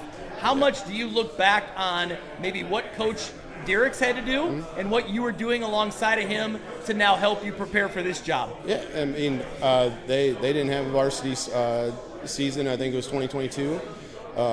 So looking back on that, coming into this, the same situation, just a little bit longer time off. Again, same thing. Broke down to those fundamentals. Made sure that we were doing things the right way. Given that extra attention to that younger class, and I think we've done a pretty good job at Allman so far, is making sure those younger kids get those extra attention too. Because again, we want to make sure that we build on this, so years down the road we're good to go. And and we have that successful program. But just looking back on that, how we did things, breaking things down, make sure fundamentally sound, we were good to go. Making sure, again, understanding the scheme offense and defensively, and again, making sure that our kids give 100% effort. Can you talk to us about how, give us some strengths, or what will this team look like if they're successful this year? Some guys that have pleasantly surprised you, or not even surprised you, but you got to practice and you said, I'm excited about him. I think that's going to be fun. A couple of our senior linemen I've been pleasantly surprised with, which is how hard they work. I think they're probably going to be our anchors up front. And then our skill guys, our quarterback, he's a junior, Kelly Honert, big physical kid, just a big physical kid, and leaning on him when it comes to the offense and being that leader. And then our senior skill running backs, Adam Van Meigen, Kyle Bogan, Will Ottentomes, those guys are super athletic, and very surprised with, again, how well they bought into what I want to try to do at Allman, and them leading those younger guys with when it comes to drills and getting on the field and coming back and hustling in between the lines, all the cliche stuff and all that. But that's good. Have you looked at all at week one opponent? Are you still kind of just building, focused on yourself, or is it Walter Christian? Yeah. Yeah. We have a couple game films from last year, so I've looked at it and I've watched it a few times. I think one of them I watched probably 3 or 4 times. But when it comes to us, we haven't really mentioned anything to our kids yet about what they want to run, what they want to do, things like that, because again, it's one of those things we want to be able to focus on ourselves, make sure that we're getting better at what we need to do and control what we need to control. But once we get probably, I would say probably about halfway through this week and then leading into the next week, we'll really start focusing on that. But yeah, I've watched them a few times to make sure I understand what's going on, so I have an idea of how we're going to attack them. All right, let's put the football stuff aside. You do good at this stuff. There's other parts to the job, and the football's the easy thing sometimes. This kind of stuff, the banquet next week, the behind the scenes stuff. What's that been like for you? You've done great with this so far. Yeah, that's been. Trying again, interviewing for head coaching jobs in the past, I've kind of understood a little bit about the behind the scenes, but man, it's like hitting a brick wall sometimes. Holy cow, I have to deal with that too. I'm like, okay, all right, let's do it. Let's just go. Yeah. And you gotta take it where you can get it, really. So I got to do this. All right, let's go. Let's do it. And all in 100% on anything I got to do and anything the administrator asks me or anything that I have to do, even when it comes to behind the scene, ordering new travel bags or getting new shirts or even coaching apparel. It's like, all right, I knew I had to do that, but man, I didn't realize how often I had to talk to these guys at the same time. But I think I've handled it pretty well. So. Love it. No, you're doing a great job. Again, you learned under Coach Diericks. He's the pro's pro at interviews, so you got it. Yeah. He did shave his head once on TV, so the pressure's on. It just so happens I have a shave. No, well, I don't think we have to worry about that because underneath this hat, there's not a lot up there. So. That's what I said. The best part of doing what we do now is we can wear hats. Yeah. Heck, I can wear earphones. I think it'd be one of those things. It'd be more surprising if I shaved my beard in a pregame speech and shaved my head. Well, we can adapt. We can adapt. So, before I let you go, how did Jim Taylor get the gig over me? I feel like that's a personal. You're gonna have to talk to him about that. I really don't know how that happened, but no, he's a great guy. I talked to him yesterday. He's a good guy. I'm looking forward to working with him too. So absolutely, he's a legend. I didn't apply. Yeah, there you go. It's great. It's great to have him on board, and it's great to have Allman football amongst the broadcast going on in the Western Big Six. I think the Western Big Six is stronger when it's whole and when Allman's back in the mix. I'm excited. I agree with that. Yeah. I'm super excited to be able to be that guy to lead them back on Friday night. So great, Coach. Really appreciate you being here. Good luck this season. Thanks so much. All right, thank you. I appreciate it. All right, we got more to get to coming up. Are we going Coach Diericks and Coach Adolphson? I think we can bring let's bring him in. So Coach Diericks can shave his head and we'll have Jeremy grow some hair. I don't know. We'll figure it all out after we take a quick break. You're watching the View from the West kickoff party right here from the other bar in Moline. We'll be back right after I find my break after this. This is Dan Pearson of Fellowship of Christian Athletes. Our FCA team of staff, board, and volunteers is pleased to support View from the West with Greg and Mitch. Our Northwest Illinois is 3 teams in 1, serving coaches and athletes in the Three Rivers, Northern Illinois, and Greater Peoria areas, all with schools covered by View from the West. For more information, email me at danpearson@fca.org. FCA, the heart and soul in sports. Hey there, local high school football fans. This is Sean Considine, a Byron Tiger and Iowa Hawkeye alumni, and now an LPL financial advisor. I'm passionate about high school football because it's the purest form of the game where communities come together. You can find me in my Byron office until I run off the football practice. I'm happy to talk about football or the markets. I'll leave that up to you. I want to wish everyone across Illinois a safe, successful, and memorable high school football season. Securities and advisory services offered through LPL Financial, a registered investment advisor, member FINRA SIPC. Hey, this is Brett Bielma, the head coach of the Fighting Illini from Prophetstown, Illinois. You're listening to the View from the West podcast. Welcome back to the View from the West live kickoff party here at downtown Moline, the other bar. We got the Three Rivers Athletic Conference joining us here. Head coach Guy Derricks of the Riverdale Rams, Jeremy Adolphson from Monmouth Roseville. Coaches. We got to have Coach Adolphson get a little closer to you. Oh, there we go. There we go. So we can All right. see how good looking he is. Perfect. All right. That sun behind us is no joke. Oh, man. Yeah, hey. Well, hey, coaches, thanks so much for being here. Coach, we ran into each other in the offseason at a 7-on-7. Talk a little bit about, there's excitement around your program, and I think it's, the buzz is there. Is there a certain, kind of maintain the buzz, but also build them up at the same time? Oh, yeah. I mean, there's that excitement that's been there that hasn't been there for a while. The kids are doing a great job, and it's one of those things that, my oldest son, he's going to be in 8th grade, and when I was at Davenport North, we used to have, the kids used to teach me a word a week, to try and get in with the culture and that excitement. And so back at Riverdale, these kids, right, as teachers, as coaches, they teach you a bunch of these words. And my kid came at me the other day, and he's like, Dad, were you getting interviewed by somebody? Matt, I had one the other night, and Channel 8 was out the other day, and he's like, Dad, these people, they're glazing you in the football program. I'm like, that's a Miles, good thing, right? I guess. I think I that's don't a good know. thing. Yeah. It's good. I mean, I like donuts, so I guess. But Obviously, we all like donuts. Yeah. But yeah, there's a lot of excitement and buzz in the community and the program. Kids are working hard, and just trying to maintain that, throughout this heat and all. And I feel like for us, with Tom taking the Alleman job and trying to, bringing somebody back on, bringing Brian Creer back, who's been at Augie for the last 7 years, that excitement is back there, but it's everything but normal. I feel like over these last, we were trying to fit, 8 months, an entire year into the last month and a half, and so it's been a little bit difficult, but keeping that going is exciting. Yeah, Coach Adolphson here. Thank you for making the drive up. I appreciate that. How exciting is it down there? And we've talked to a lot of these coaches, and it's coming fast. But you've been at it. Are you that coach that needs 2 weeks to go quickly and hit somebody else? Or are you that coach that could probably use another 2 weeks after that? Yeah, I would take a couple months probably if they gave it to us. You never quite feel like you're ready. The kids obviously want the exact opposite of that. They're ready to play a game tomorrow, whether they really are or not. But yeah, it should be another fun year. We've returned some really good kids from last year. We don't return the depth that we had, a year ago, but the top end guys are there. And the fun thing about this season, and we talked about it before, is we got a lot of kids that have never had to do it yet, and you think they can do it, and they kind of starting to think they can do it. Yeah. And so you kind of see that progress throughout the years. So, we'll have a lot of younger kids playing that we haven't done in a few years probably, and definitely got to replace some guys from the last couple of years. But I think the excitement level is really high.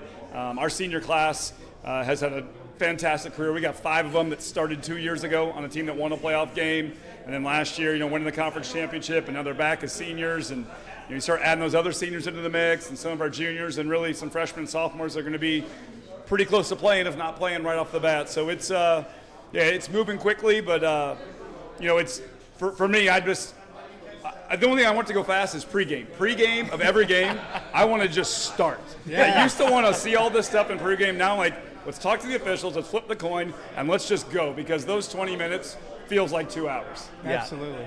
Coach, talk about, last year you win the conference, and then honestly the playoff run, it ended way shorter than you hoped. Why you got to bring that up? What are we doing? So my question is, what do you take away from the win against Princeton, which was, not only just the win as an upset, but the score itself was impressive.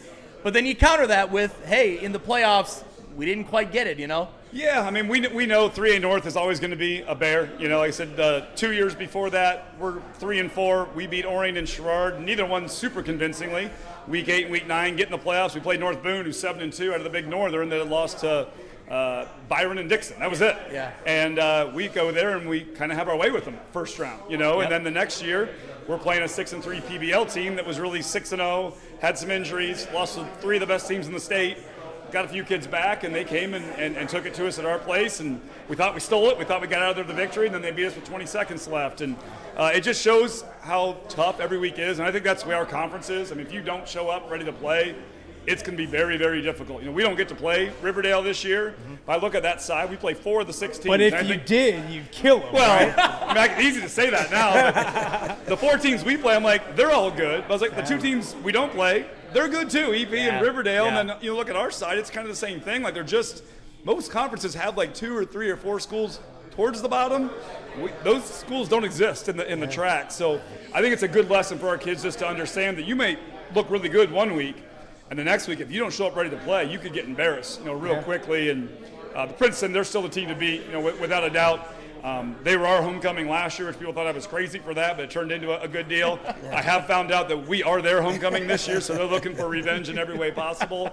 But that's a long ways out. I mean, we play 4 really good football teams before we see them, and yeah, it's going to be a battle each and every week. And I think our kids are excited about it. I think there's high expectations, which is great.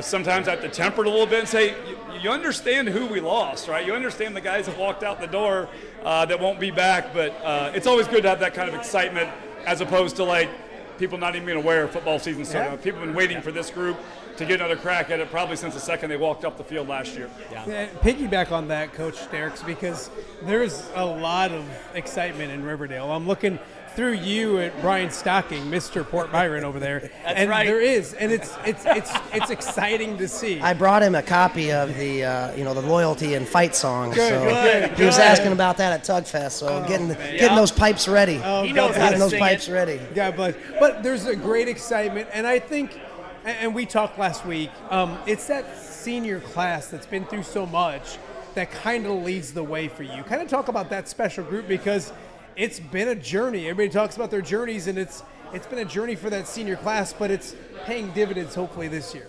Yeah, I mean, that their effort, and we kind of sat down, and where we were at as a program, what we wanted to do was quite a bit different, 3 years ago than where we're at right now. And so that excitement's been building for a while.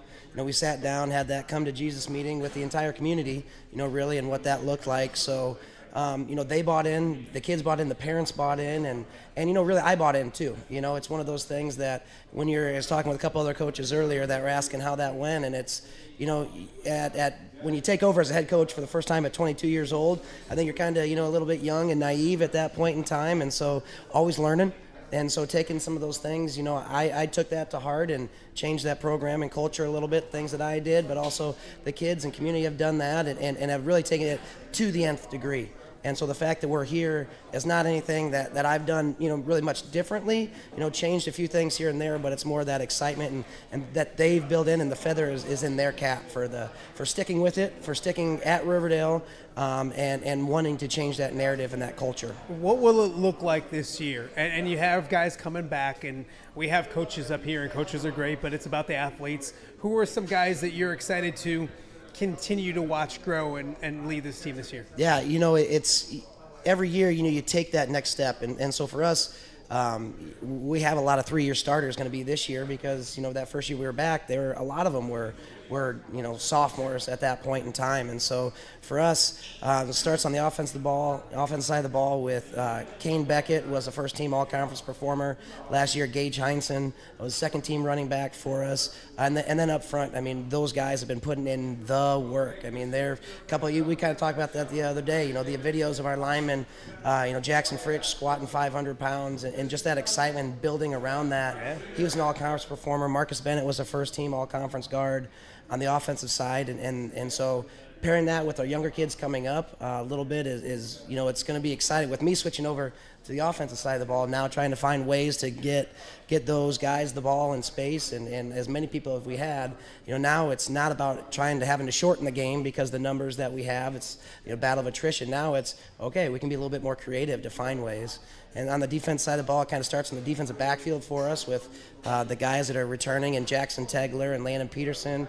We're all conference performers, and then some young kids that are ready to step up and do some great things at that linebacker position too.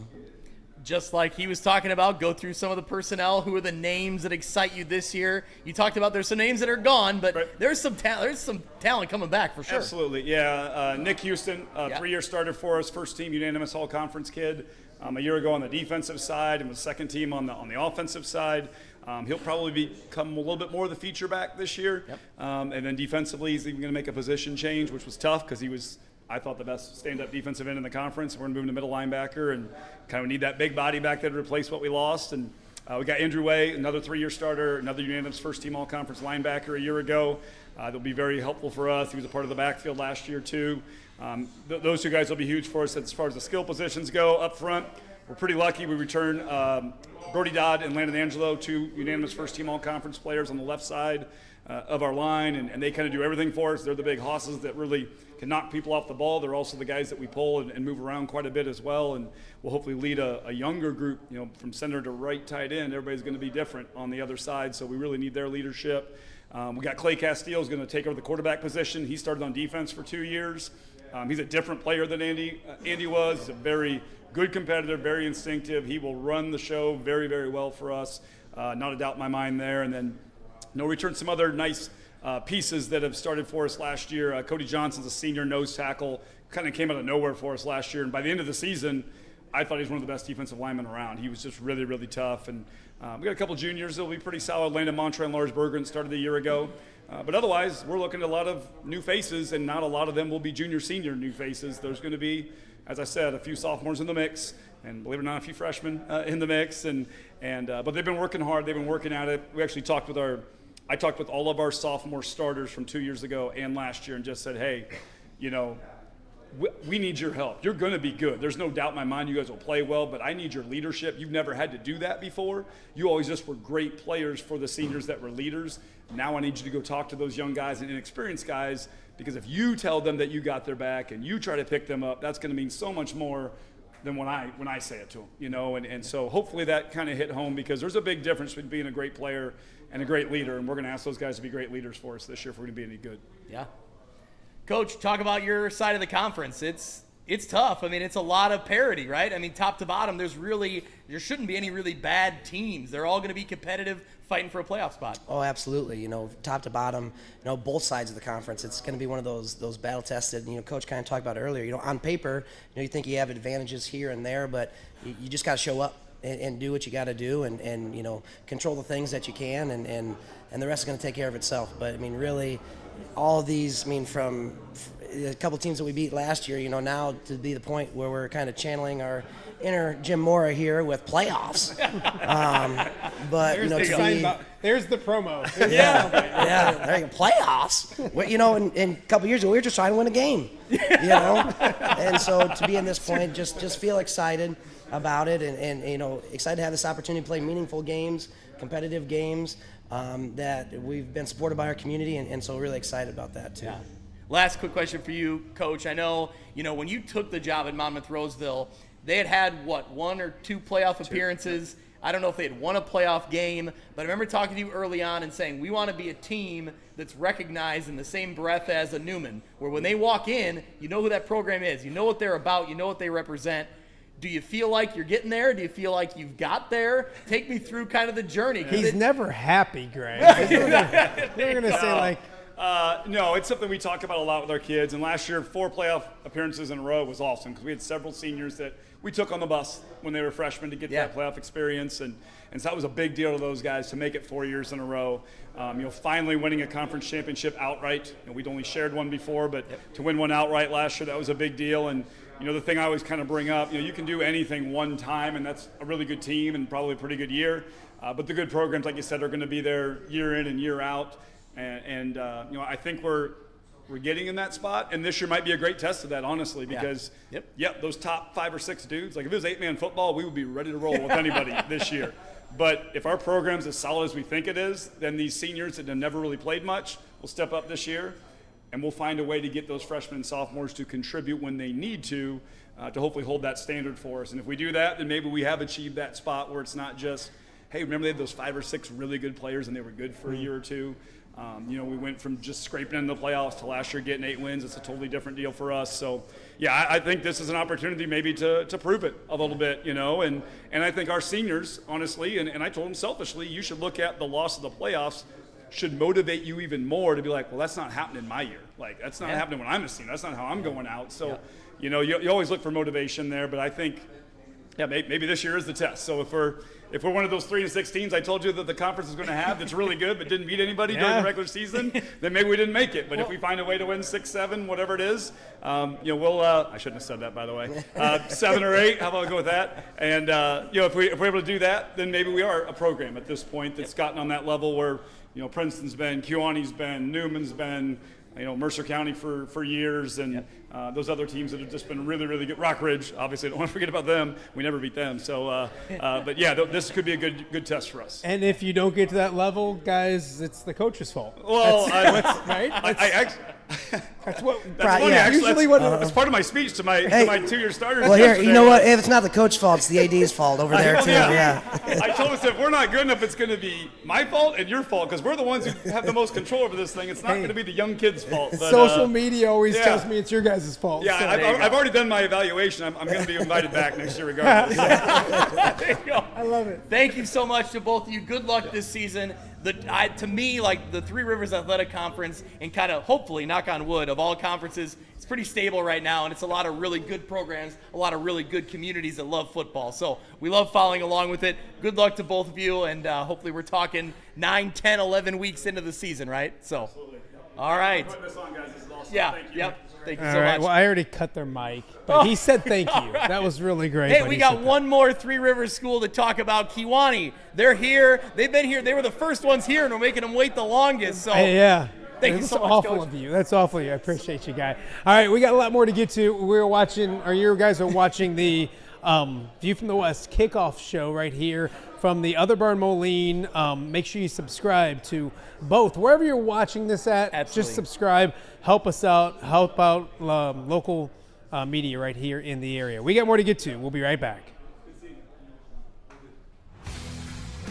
This episode of View from the West podcast is brought to you by Simulation Sports. In addition to golf simulators and batting cages, Simulation Sports provides golf club repair, custom fittings for driver shafts, and even private lessons for golf, baseball, and softball. Whether you're looking for a fun group activity or want to fine-tune your skills and equipment, Simulation Sports has something for everyone. Visit their facility at 400 South Main Street in Monmouth, Illinois, or go to thesimulationsports.com to start playing today. At Modern Woodmen of America, service is about more than our members. It's about our community, too. We share values that include personal financial security and helping friends and neighbors in need. We're your partner helping you protect your future, and together we're making an impact here in our local communities. I'm Nate Neighbor. Find me on the Modern Woodmen of America website. Get to know your local Modern Woodmen representative to plan for your financial future and learn about valuable member benefits. Modern Woodmen of America. Touching lives, securing futures. Securities offered through MWA Financial Services, Inc., a wholly owned subsidiary of Modern Woodmen of America. The View from the West Player of the Week is brought to you by Breedlove Sporting Goods, Western Illinois' premier sporting goods store for uniforms, apparel, equipment, awards, and online team stores. They offer name brands such as Adidas, Under Armour, and Nike, and are extremely responsive with any inquiries. With a primary focus on the western side of the state of Illinois, Breedlove Sporting Goods is the fastest way to outfit your team. You can check them out on Facebook or at breedlovesports.com.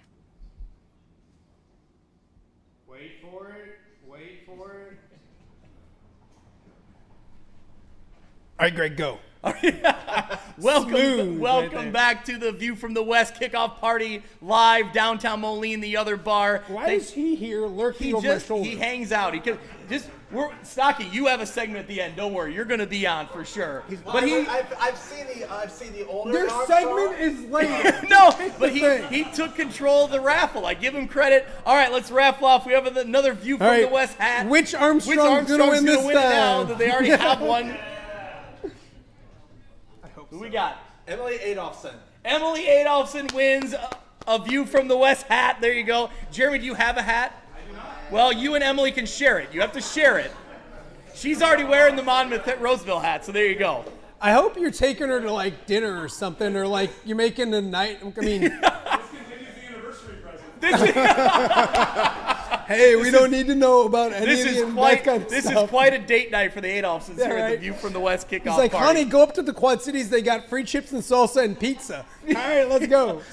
All right, so here we go. We bring up the Kewanee coach, then we talk to Adolphson the whole time. So, all right, welcome head coach Matt Taylor of the Kewanee Boilermakers. And I didn't catch your name. Rick LaFollette. There we go. Exactly. Thank you so much for being here. Just go coach. Coach LaFollette, there we go. They all have the same first name. It's Coach. That's right, exactly. All right. Well, Coach Taylor, thank you so much for being here. Let's start with the Kewanee Boilermakers and kind of what you bring back this year.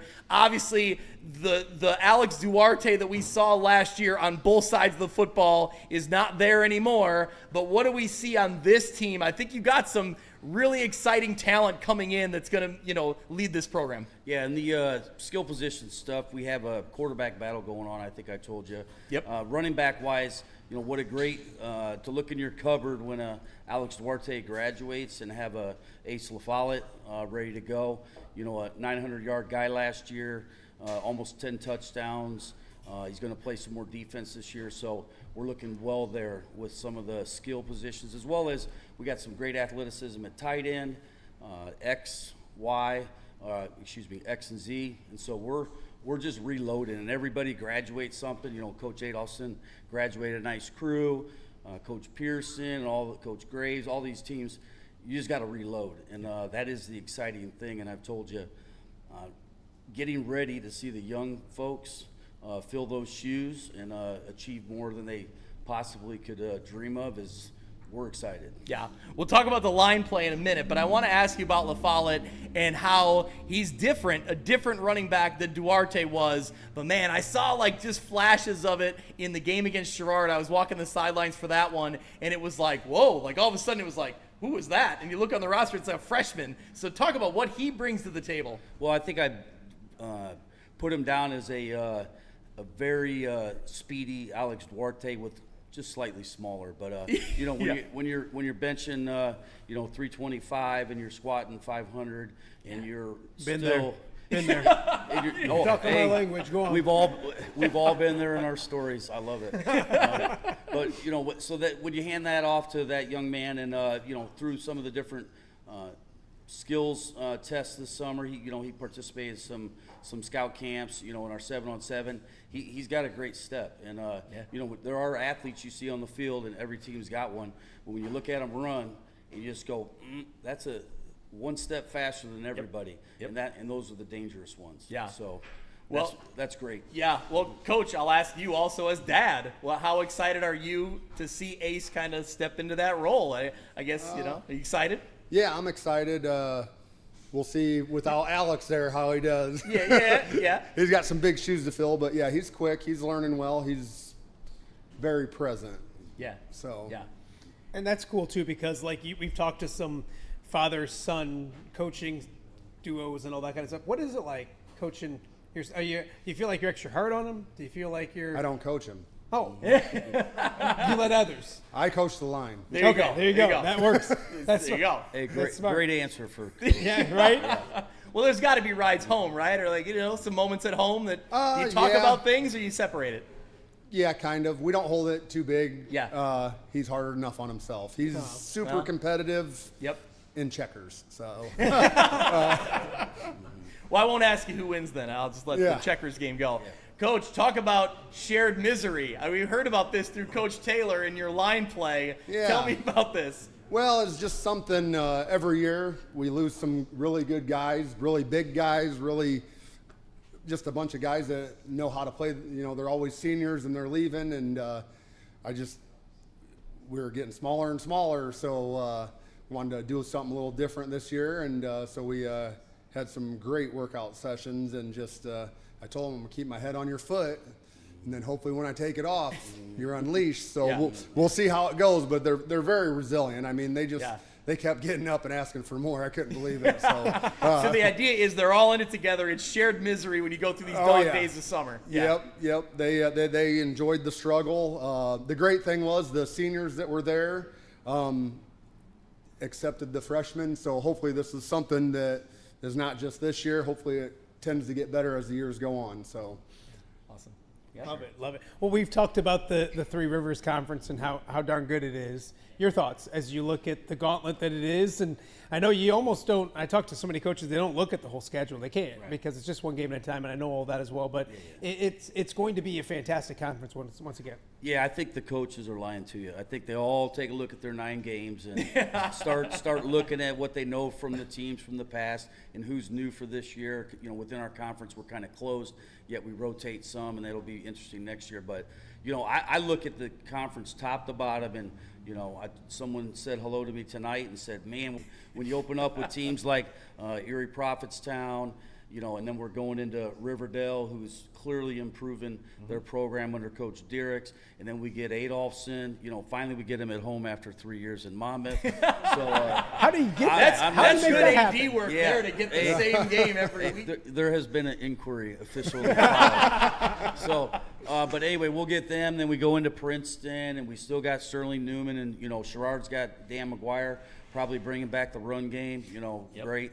And then we've got Orion at the end, and I'm sure I left someone out, you know, but Mendota, the unknown with Coach Eustace. So, listen, I mean, it was a short look at the schedule and a realization that, you know, we as a team, we can keep doing what we have, and it's been pretty good for the last 2 years, or we can just drill down on what we're doing because we need to win playoff games. We need to win conference.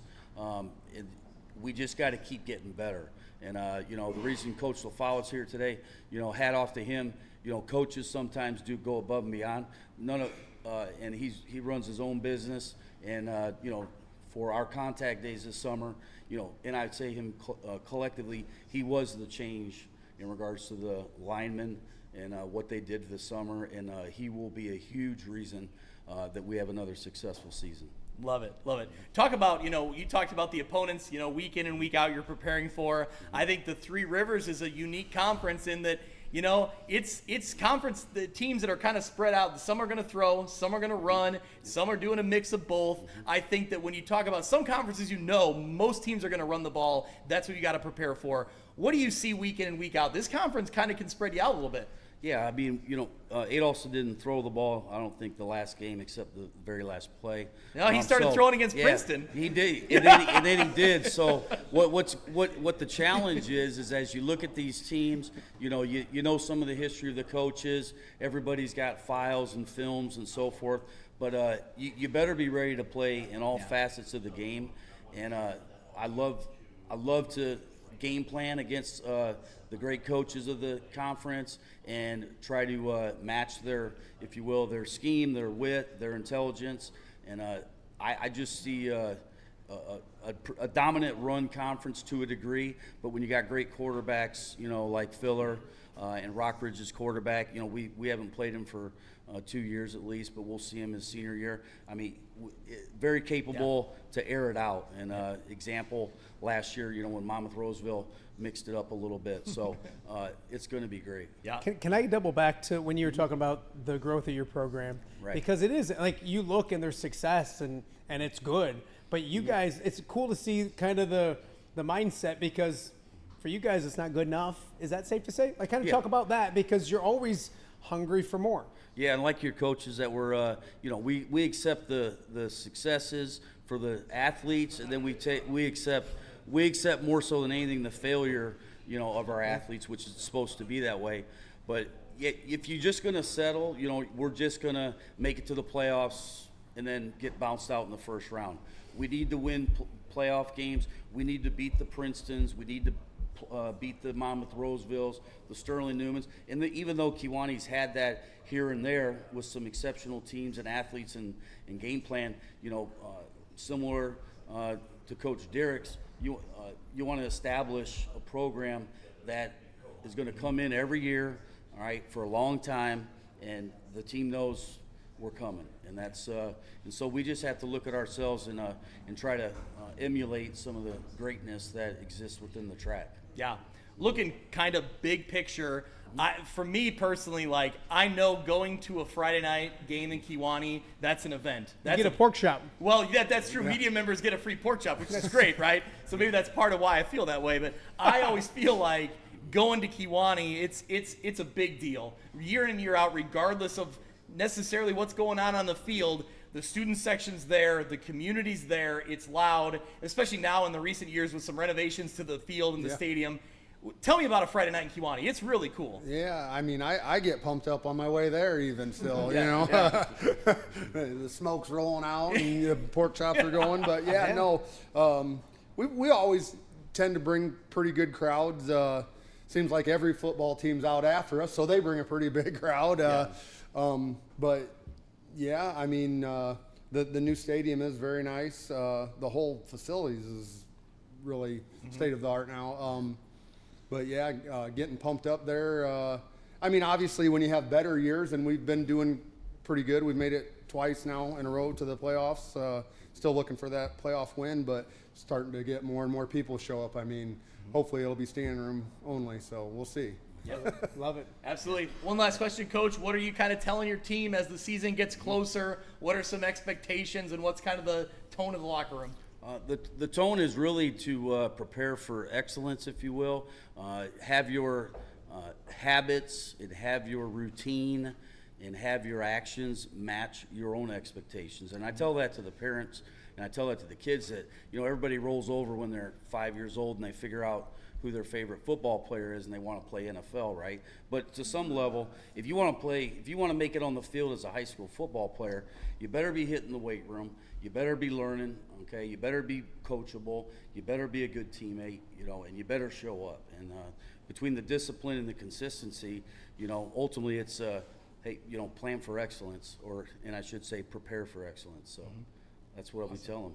Awesome. We love it. Thank you so much, Kewaunee, for being here. Really excited. Good luck this season. And I think next we're moving into the Lincoln Land Conference. We got two coaches here representing the LLC, so we'll bring them in. But coaches from Kewaunee, thank you so much. We appreciate it. We'll hit a quick break, and then we'll be right back. Thank you. Thank you, guys. Awesome. Thank you. This is great.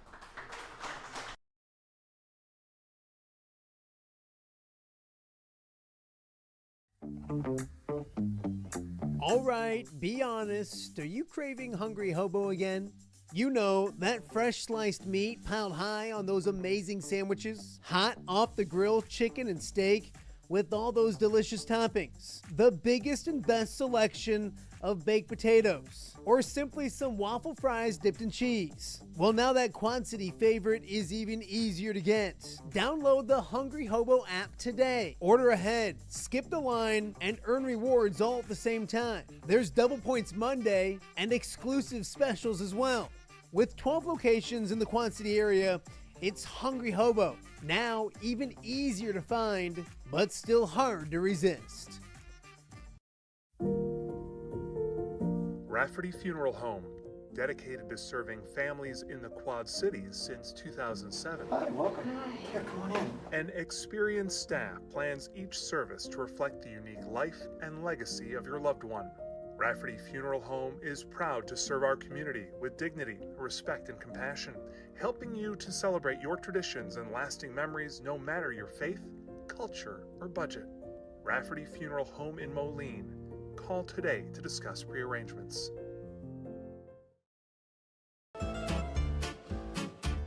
When it comes to quality, convenient pizza, Godfather's Pizza in Silvis has you covered.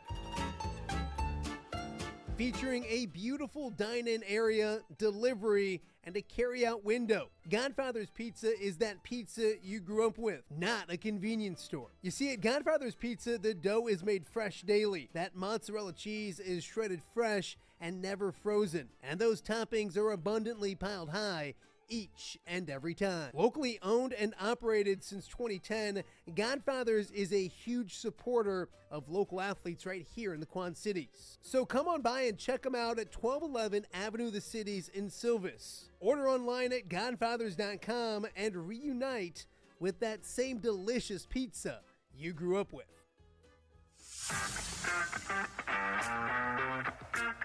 Are you looking to take your next party, tailgate, or golf outing to the next level? You need Mobile Party Experience. MPX features 3 top-of-the-line party trailers equipped with all the amenities you need to party like a rock star. Smart TVs, Yeti coolers, JBL sound systems, grills, bathrooms, and much more. Mobile Party Experience is an experience like no other. Check out my-mpx.com or call 563-514-1470 and book your Mobile Party Experience today.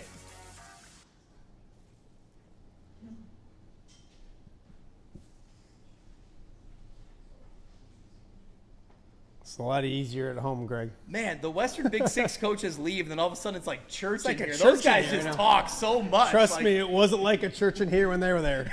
Trust me, there was nothing holy about those fellas. Welcome back to View from the West kickoff party. Amazing. This has been great live in downtown Moline at the other bar. So thank you so much for being here. If you're watching online, I want to promote the merch store is now open. There's some really cool stuff out there. Think like Tecmo Bowl inspired shirts.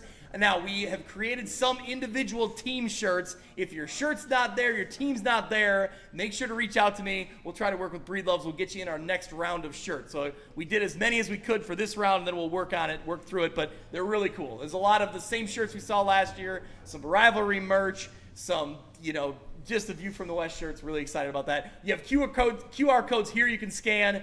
Also, take some stickers, take some koozies, all the good giveaway type stuff. We have one big raffle left at the end of the night where some program is going to get team t-shirts courtesy of Breed Loves and View from the West. That's awesome. So, and you said I can't put my family in there for the raffle? No. I got numbers. My numbers are high. That's true. You do have good numbers. And we do want to thank the other bar for letting us crash and do this. Awesome people. Godfather's brought some pizza. It was delicious. Snoop's Chips and Salsa. People have been hanging out with that. Mobile Party Experience. Our guy Tim O'Neill's outside with a trailer as well. So, it's been a ton of fun. We haven't messed it up too much. I know some people let me know there's the video's kind of buffering, but you can hear it all. We're going to put a clean version up. Yep. Once the internet gets a little better, but I think for the most part, you don't want to look at us. You just want to hear what we have. Probably don't want to have to hear what we have to say either. But anyways, it's working. I am happy to report. Thank you everyone who showed up. I am happy to report that about a month ago, when we were here doing a test, and Taylor, the bartender, was like, I don't want to work that night with just like two guys talking to each other about football. So luckily, thank you to you who showed up. So take that, Taylor. There's not just two of us. Thank goodness there's not a camera over there. We're happy. We brought some people. Yeah, we didn't have a camera facing that way. That might Hey, be so better, make sure you tip Taylor. That's right. Tip well. She's a Thank you so sweetheart much. if you couldn't tell. Just a delight. All right, let's talk some Lincoln Land Conference football. Head coach Grant Goldstrand from Roval Williams Field and new head coach at Bureau Valley, Pat Elder. Coach, we'll start with you. You jump in at Bureau Valley, had success at Ridgewood. You're back in 11-man. But from what I've heard from you, it's not that much different, right? You're still coaching football. Correct. The only thing I've noticed that was different at all, we were setting up for punt drill the other day, and we were coning it, and I'm like, I need 3 more. Like, the field's wider. So that's the only thing, truly the only thing as far as practice has gone that I'm like, that was different. That was different. But no, it's the same. So it's been good. Our kids have been receptive, and we're off to a good start. Yeah. Well, Coach, thanks for making the trip. Thanks for being here. Let's talk through Roval Williams Field. Tell me what you got coming back, what you're excited about, and kind of where the program is heading into this season. Oh, yeah, we return. We have 7 seniors on the team this year. We return our middle linebacker, Carter Smith. So we're excited about having him lead the defense. So we've got both leaders back on both sides of the ball. We're relatively smaller at the varsity level than we've been the past few years. 2 years ago, we graduated 18 seniors, and last year we graduated 17. So when you're at a small school, you're going to have some big numbers, you're going to have some smaller numbers. We got 15 juniors and seniors out, but we've got 29 freshmen and sophomores. And we're pretty excited about our sophomore class. They're a good group. We expect them to be able to step in and play some meaningful snaps for us on Fridays, and then turn around and probably play a little bit on Mondays to keep the continuity, make sure they're playing together. But yeah, we're excited. First week of practice was good. Saturday practice yesterday was the first day in full pads. It was probably the most physical Saturday practice we've had since my time at Roval Williams Field. So last year was a little bit of a disappointment. I think the kids are kind of chomping at the bit to kind of get back after it because last season we didn't quite live up to our standard. You mentioned being in pads for both of you guys because we've done way too many previews over the last 100 years, and it's different when you go out of school and they're practicing and then they get those pads on. It's different. What's it like? And those kids are chomping at the bit. Yeah, it was a little warm, but no, they were excited. Anytime you put the old Rover Tiger practice pants on, you guys are probably big fans. There you go. There you go. But you put on the practice pants, you're going live to the ground. Kids get a little jack, got a little juice going in them. It's usually in the morning. Kids aren't too hot yet, but no, it was good. The kids were excited to, I don't know, hit each other, I suppose, and then eventually they're going to get tired of that and they're going to hit somebody else. But for that one day, they are all excited about hitting each other, and it was, like I said, the most physical Saturday we've had in a while. So yeah, we were pretty pleased with that. Yeah. So Coach, talk about, the last couple of years you get, I'm guessing, pretty comfortable at Ridgewood. You kind of knew what you had, knew what you were working with. Then you kind of take a step into a new job. And, I mean, obviously some players coming back and you have some – but there's some unknowns, right, with a new school and a new setup. But talk about kind of this Bureau Valley program and kind of where it was at when you took over. It feels like Coach Pistol had it building, and you kind of take it over right now to really kind of jump that next level. Yeah, well, Matt certainly had things going the direction you want him to go, things like that. We need to generate some interest. We've got a smaller senior class. We've got 5 of them, but all 5 of them are going to help us and be key in what we're trying to do. So that part of what we're trying to do, right now, actually Coach Golsher and I were just talking, right. They were excited yesterday. They were excited to hit, but we have so much thought and everything, and thought's never good on a football field, right? So there's just everything was different yesterday because you had gear, you had all the gear on. We had, the way we're taking a snap is different. The way we're handing off the ball is different. The way we're taking a handoff is different. There is a lot of thought. So currently the phrase that our kids hear a lot is, we're going to work the fast. Slow down, do it right. We're going to work too fast. But our kids have been great, been really receptive, been eager, and they've been there. They've been present. So, I've been really impressed with everything. With our kids' attitude, we had 2 days of school last week. The school is beautiful. The facilities are beautiful. It's a pretty impressive community. So we're hopeful to make some good strides. Yep. You mentioned strides, Coach. When do you start seeing it? It's a different system. You're putting that in, all those kind of things. Have you seen signs that you like to see, or what's the process like as you move on with a new system? All right. I'm not saying football is as complicated as geometry because it's not. It's not. I'm good at neither, I hope it's not because I don't know geometry. But eventually, I struggled. The first 6 weeks of geometry, I struggled. But then the light bulb went on, and I was a solid B-, which was pretty good for me. Yeah. My dad can attest. Dad can attest. My light bulb never went on for geometry. It still has not. I understood it. I got through it, and that was actually that's the exact same story I told our kids. I go, guys, it's gonna go on. We're gonna rep it. We're gonna figure it out. But when you see them reacting instead of, right now, we really encourage, hey. If you're leaving the huddle and you aren't sure what you're doing, you need to ask because you're wasting the other 10 guys' reps. We're not here to waste time. But so when there will be less questions followed up by guys doing the right thing. But so when they're reacting and rolling out that way, that's when it really starts to click. We've got Brady Diebeck, has never played center before, and we're working him at center, and we're taking the snap from under center instead of the shotgun. So. He's been poor great. Kid. He's been good luck. Exactly, but so that's a significant transition. Yeah. But you see every day, you see him picking up every day a little bit better, and we'll get there.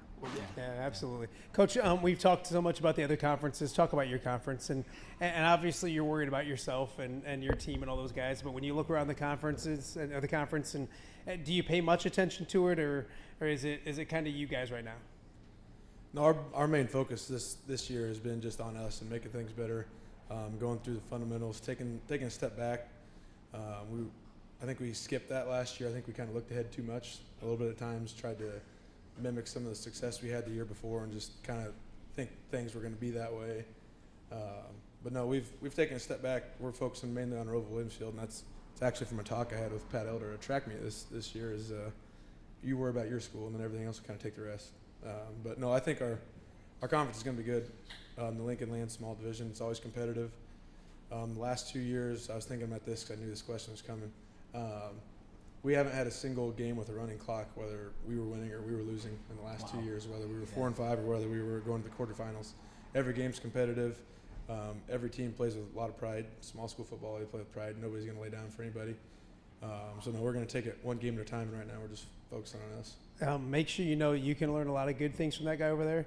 You can learn some bad things from that guy over there. So Fair enough. Seniors the last couple years, some of those seniors had a lot of success a couple years ago, winning a playoff game or winning 2 playoff games. 2 playoff games. There you go. Don't short them. I know. So, but talk about kind of what the message has been then, and is the program different now than it was 3-4 years ago when you were getting started? No, I think 3-4 years ago we were really focused on who we were as a team and not really worrying about anything else and just kind of getting better. We had that year we won 2 playoff games. Those kids had started for 3 years, and when they were sophomores, we didn't really have expectations. We didn't talk about playoffs. We didn't do any of that stuff. We just focused on whoever we were playing that week and how can Roval Williamsfield get better today at practice versus how can we beat so and so or how can we do all these other things. So I think just getting back to who we are and being a physical football team and playing hard and representing the community with pride is what we've been focusing on so far. Mm-hmm. Coach, talk about what do you see in the Lincoln Land Conference? You're jumping in. You haven't been around it. What do you see in the other teams that you're preparing for? Well, I've got some familiarity from having been right. A lot of them are track guys, things like that. So you get to see some guys that way, and so you at least you like seeing them on the hoof. So you at least know what you're going into that way. But it's sound, and like Grant said, it's a highly competitive league. That's one thing. If we need to make a stride this year, going back and watching last year's games, we were a have and have not football team. We were 4-5, and we had 4 games we were in control of, and we had 4 games that we really weren't. And then we had, they had a chance against EB, and it just didn't work out for them. But they played them about as well as anybody that didn't know, which lets you know that they're there. But we got to get to that's got to be every week. Mm-hmm. It's got to be every week. We gotta either come out at our place or get off the bus with the understanding that there's gonna be 4 quarters of football, and and that how we respond to things is gonna be positive, and that's been something we've been trying to push with our kids. Is a mistake isn't a problem, making 2 more to follow it up, because then it just snowballs on you. And so that's really the big thing for us. And then we're on the other side, so we're in with, we've got, Toby, Toby's just reloading there at Farmington, which is a good problem to have. But, with Farmington, Elmwood, Brimfield, who again, we played well a year ago, and Coach Hollis does such a great job there. And then with Macomb, all those schools, we've got the ability to compete with those people. We just need to understand that we can. Yep. I got to give a shout out to your dad is in the house. He brought me an Alwood Rova hat and a Mid-County Cougars hat. So I'm getting the old school merch from a few years ago. I love it. Yes. Mitch is going to be very jealous that I have this old school stuff. Yeah. Jeremy, all I need is the Alwood playoff shirt from 02. He said he's got a box of them, so So I'd get rid, Coach Adolphson. I'd get rid of that AR one. If you come to Oneida on Friday night, Jeremy Adolphson's 2005 Alwood Rova Bulldogs team is getting inducted into the Hall of Fame. Oh, there we look at that. There we go. All right, Coach. You are old, man. I was in 8th grade.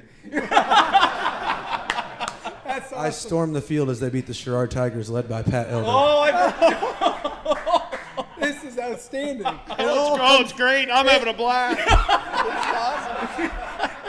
It all comes together here on View from the West. There we go. There we go. We bring people together. That's what we do.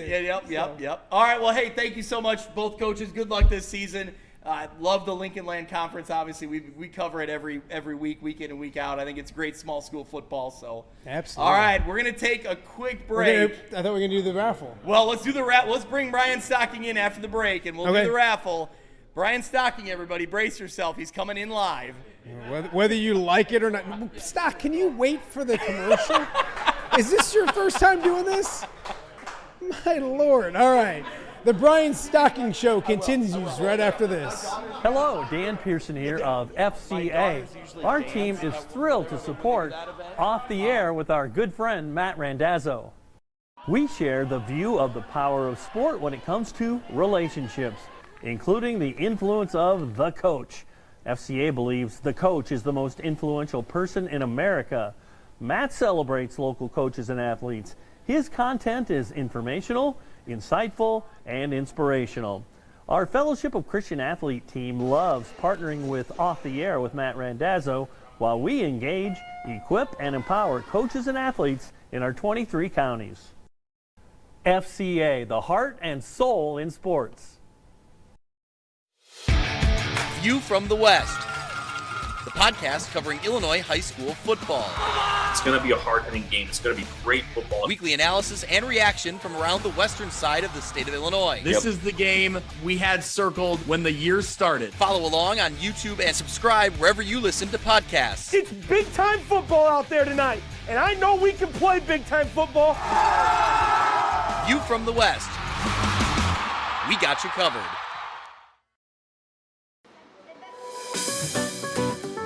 Are you looking for the Quad City's best chips and salsa? There's only one dude to turn to. Right on. Snoop. Hand-cut chips, fried fresh with that crunch you've come to love. And the most addicting salsa with delicious fresh ingredients each and every time. Pick up your chips and salsa, queso, enchiladas, and much more at the Stern Center in Rock Island. To place your order, simply call the man himself. It's Snoop at 309-314-8197 and find out for yourself what the rest of the Quad Cities already loves. Welcome back to the Brian Stocking Show. It's so great.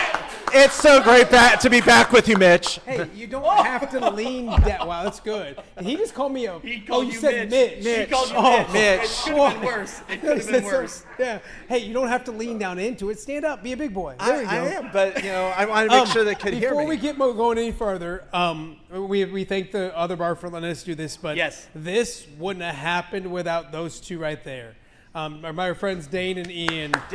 Our engineers. Like the internet needed some things, and so like he's hanging We're stuff. literally stringing a Ethernet cable around the whole bar. We're and getting it everything out there, and then I thought I knew what I was doing, and like Dane's kind of trained me. I don't think he wants to take full credit for me over the last 8 months, but maybe he will.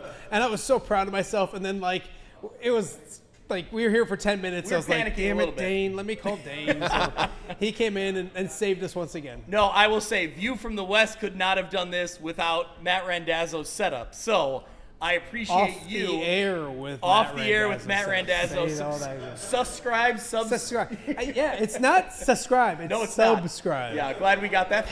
Sign up. Pat Anger can be such a, never mind, a Mitch, if you will. Yeah. A Mitch, yeah. So, anyways, speaking of, like, Brian Stocking's here. Brian Stocking, welcome to the show, my friend. How many years now covering high school football? This will be number 29. 29. He's like a stray. There he is. Well, he's like a stray cat. He just won't go away. I met Father Armstrong, then your brother, your son. He's now not with you. He's not a priest. Like, I didn't say. Well, so Stock, tell me about what I love for people who don't know, and I think most people know by now. What I love about Stocking is like when everybody else on a Friday night wants to go to a game and be on the sidelines, and you love that too, and you do that a lot of times in the playoffs.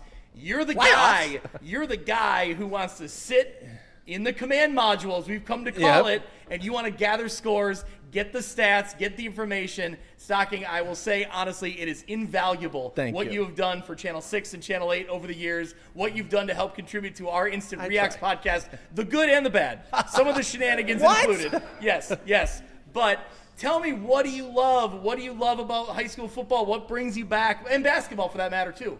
I just, growing up, you watch the NFL Today with Brent Musburger, and you see all the You knew he was going to reference Brent Musburger at some point. You think I need to work with Armstrong and Randazzo. Well, you're sort of like Irv Cross and Phyllis George, or Jimmy the Greek. See the good, the bad. Well, right there. But so I got started with that, and then when I was in high school, I watched a lot of I watched the highlights that was on when I was in high school. Absolutely. And you get to see all the scores. I guess it still is. Huh? It's still, yeah. Well, I know, I'm kidding. But you got all the scores and all the highlights and all that, and I've always been one of those people that likes to know what's going on, knows the score, and knows what's going on with the games and that. So yes, and I keep coming back. How many briefcases and notebooks did you bring today with statistical information? Just two. Just two. I'm getting. How many do you normally bring on a Friday night to Channel 8? I have two book bags, a briefcase, and an over the shoulder bag. Why? And they're all full of notes. I won't say full of notes and stats and information. Okay. I found out tonight, looking at one of my stats, that the first night game at Browning Field was in 1930. Moline beat East Moline 18-0. There you go. You should have told Welch that when he was here. I didn't want him to get mad at me. Well, that's a good point. I think it's a late for that. Well, he's got the Woody Hayes thing of not wanting to stop in Michigan or mentioning that school, to the east or up north and all that. So, what's like the go ahead. I was just gonna say I love Brian Stocking, but you are one of the most frustrating human beings I've ever met in my life. You have biases. I have no biases. Clearly, you have one with Riverdale. They're my alma mater. Yeah, that's okay. Yep. Will you sing the fight song for us? When we get to the playoffs, I'll sing. All right. Here we go. Not it's on the record. Here we go. Not on air. Not if, but when. They will make the playoffs. They're going to be 6 I think they're going to go 7-2 this year. There you go. All right. So they'll be definitely in the playoffs. When do you start putting together your stuff, like during the summer and schedules and stockpile gold? There's fool's gold. No, there's no fool's gold. What are your fool's definitely gold? fool's Like gold. stockpile will be like. The Western Big Six is undefeated when they score more points than their opponent. And it's like... I've never used that stat. Maybe I should use that stat, especially for the Bears. He thinks that's a good one. Yeah, I use that. But, hey, 90% of the time, 95% of the time, they're good. Yeah, because I work at it. I mean, I've got stats, and I work on it during the Yeah, when do you start working and all that kind of stuff? Oh, when I get free time and that, because, I teach... And we have 9 months of teaching, so maybe on a weekend or something, when I've got some time, I, start putting things together, and then, sort of upgrade during the summer. It's sort of like, people who do a lot of running, they up their mileage in the summer. I sort of up my mileage. You just compared yourself to a cross-country athlete. Yeah, and I can't do that either. If I tried to run the Bix, I'd still be on the course. Can we do this? Let's go through the conferences. Okay. Here we go. Who wins the Western Big Six? Stockpile predictions. Who wins the Western Big Six? I think Quincy. Quincy will lose a game in the conference this year. It will be on the road, which I think means it's either going to be at Sterling or at UT. But they will win the conference outright even with a loss. They'll go 6-1. Team to look out for is UT. You used to be so mean to them. Now I'm not mean. I've never been mean to UT. He gets My negative. dad went Stock to gets UT. negative. My brother went to Moline. My dad went to UT. My mom was a PTSA president at Moline. So, sort of divided house. Okay, go ahead. You ask him the next conference. All right, so 3 Rivers. Let's go each side. So the Rock Division. Okay, the Three Rivers Small, which is what they call, the Newman AD sent me a picture last year. No. It says 3 Rivers Small, 3 Rivers Large. No, go to the IHSA website. Well, Stocking. I go to what the Newman AD sent me. Remember that frustrating thing I was talking about? We're getting track people here saying I know. you're wrong. Well, I got a picture last year from Mr. He will Stevenson. not He's a budge. Newman guy. I He's saying know you're he's wrong. that. Well, I don't know if he's signaling yes, no. I don't It's know. definitely No, no. that was not what he was signaling. Well, Definitely no. Well, whatever you want to call it, Newman will win that conference. Okay, Will win that all division. right. You're With yep. Erie Prophetstown, Riverdale will be second and third. Okay, there you go. So high on EP. I think And they've got Riverdale, of course. both of them bring back a lot of their backfield and a lot of their stars. And I call Newman linebacker prep off of, how Penn State used to be linebacker U. I call Newman linebacker prep. Okay, there you go. All right. So track Mississippi side of things. Now you got a couple here, so be careful what you say. I think it's gonna. He doesn't care. I'm going to go with Princeton because they host Monmouth Roseville. But they will make. But here's the thing: Kewanee starts off with Erie Prophetstown and Riverdale, and then they play Monrose and Princeton. They could be. Don't say it. Don't say it. They're sitting right there. I know, but they could be the best 0-4 team and still make the playoffs. But see, I think they'll win one game. I don't think they'll beat either Monrose or Princeton. It's like when a woman says, like, how does my hair look? You say good. You don't, like, you're sitting right there. You just say good? You don't say sensational? There you go. Well, I should learn from Stockpile. Yeah, exactly. All right, next conference. Where we at? Lincoln Land. Let's do Lincoln Land small. Okay, I'm going to go with Anawan Wethersfield. Anawan Wethersfield. And why? I think they've got a lot of their backfield back. They got a lot of their linebackers. And Kewanee will make the playoffs also. No, it's okay, too we're late. circling back. It's there we too go. late. He's trying. There we go. He's trying. All right. And LLC large side things. So I know it gets a little outside of the Quad Cities, but I'm going to go with Farmington, but Bureau Valley will make the playoffs also. Okay, there we go. You hear that, Coach? Congratulations. He's never right. But I'm never wrong. I'm like Jimmy the Greek. When I'm right, I'm good. When I'm wrong, well, it's I got a foggy crystal ball. I need a new crystal People ball. call you the Greek. That's All what right. it is. Now, if there was only someone in here who knew about the Northwest Upstate Illini, I'd ask them, but instead I'll ask you, who wins the Northwest Upstate Illini? I'm going to go with Lee Wynn. Oh, that's really going on a limb there. Hey, Lee Wynn is the champ until proven otherwise. They're still the champion. You got to be the man. You got to beat the man. All right. Who wins the Super Bowl? That will be the Buffalo Bills over the Detroit Lions. Hey, I'll take it. I'll take a Super Bowl, All right, baby. there you go. But All right. that's never going to happen because it's. What do you mean it's never going to happen? Here's the thing with Buffalo. No. Back, focus. I have to focus. In the 70s, Oakland would lose to Pittsburgh year in and year out until they beat them, and that's the year they won the Super Bowl. That's going to happen with Buffalo over Kansas City. To be the man, you got to beat the man, and if Buffalo's going to go to the Super Bowl, they got to beat Kansas City. This right here, what you just saw right there, that's why we started the Instant Reacts podcast, because Stocky would just start going, and we couldn't stop him, so we just put a mic in front of him and hit record. That's it. So, Stock, yes, will you be around? Now, we might start the Instant Reacts live a little earlier. I've got duties, though, at Channel 8. We hit at 10:15, we go to 11. Can you log in maybe later? We'll see what we can do because I'm not. We're no longer. We're in the newsroom, so we got. There's a lot of ears that. Okay. Whoa. Well, and you start. Yeah, Is you that a start shot at my cursing and ears? saying things that are unruly. So I get it. No, I didn't say that. I'm not unruly, but I'm not sure what we can. We'll see what we can do. All right. They used to have the sports department away from everybody, and now they put them in with everybody, which is probably sign good to that leave. you're gone. Which is my time to get out. So I didn't offend anybody along the way. So Stock, you are a gem. You are a delight. Well, we try. We forgot about Iowa. I don't think we forgot, but I think we just didn't. It's include it. from the West podcast. I know, but there's you're starting the new program with the from the We will have Eye on the East. We will have a new podcast. That's a great plug, Stocky. You're a company man.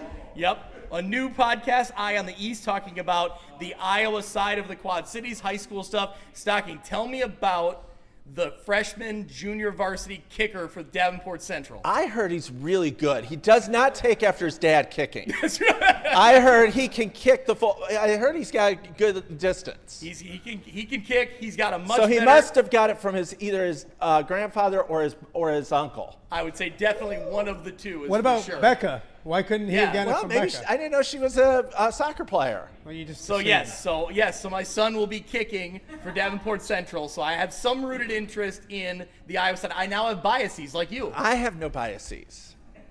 You're the most. Oh. Hey, all right, Stock, you have. Well, go ahead. I was gonna say, will Iowa State lose a game this year?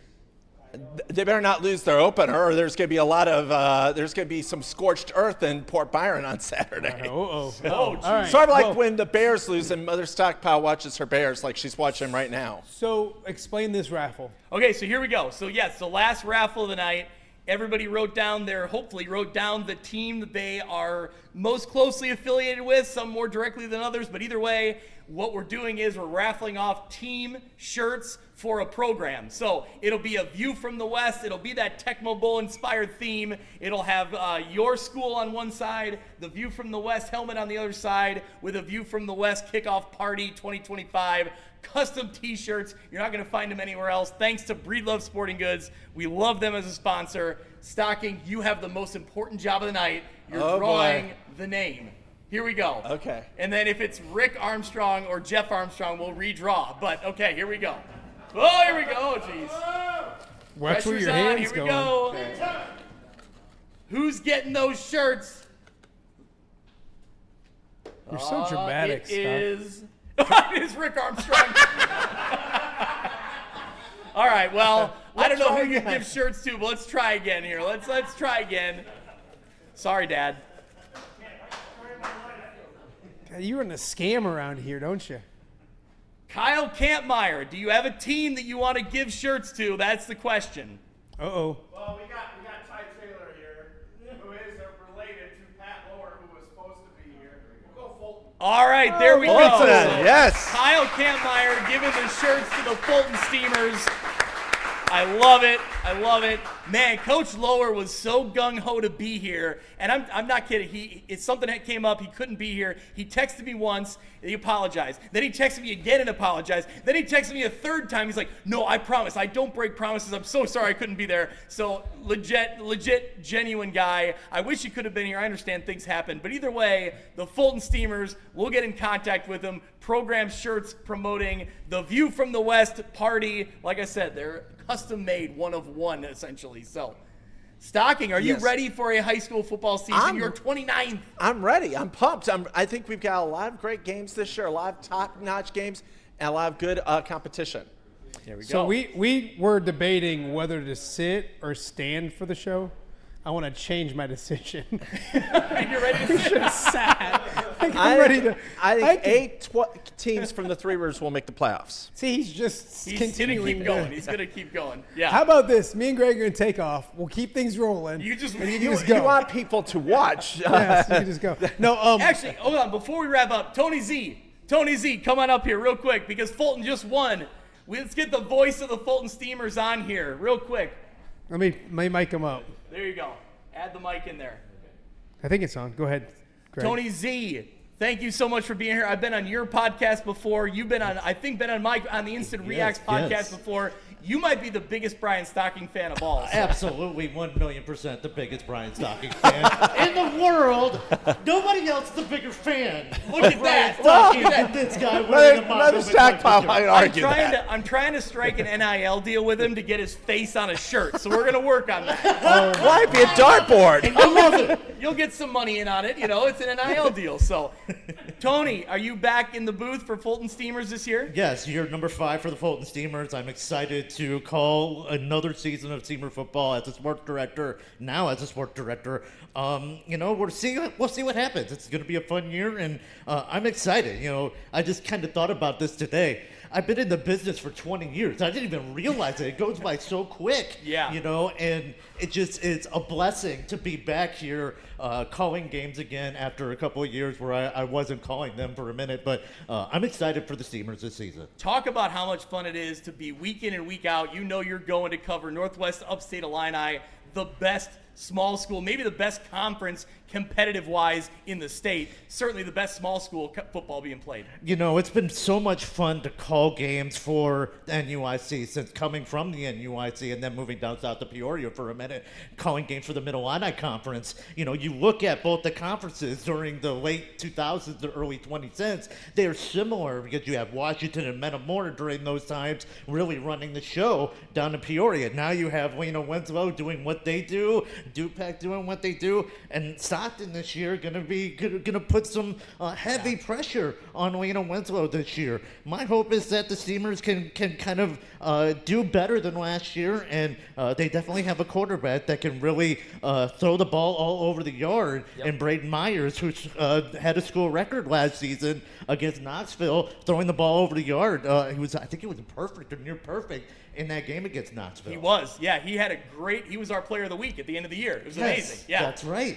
So I think it's going to be a fun season, a competitive season, and like Brian Stocking said, you know, if you want to be the best, you got to beat the best. That's what Stockton has to do, is they have to beat the best. Yep. And that is Winslow. So I appreciate you guys having me on, and man, we're ready for football, baby. What week is the wooden shoe, and where's it at this year?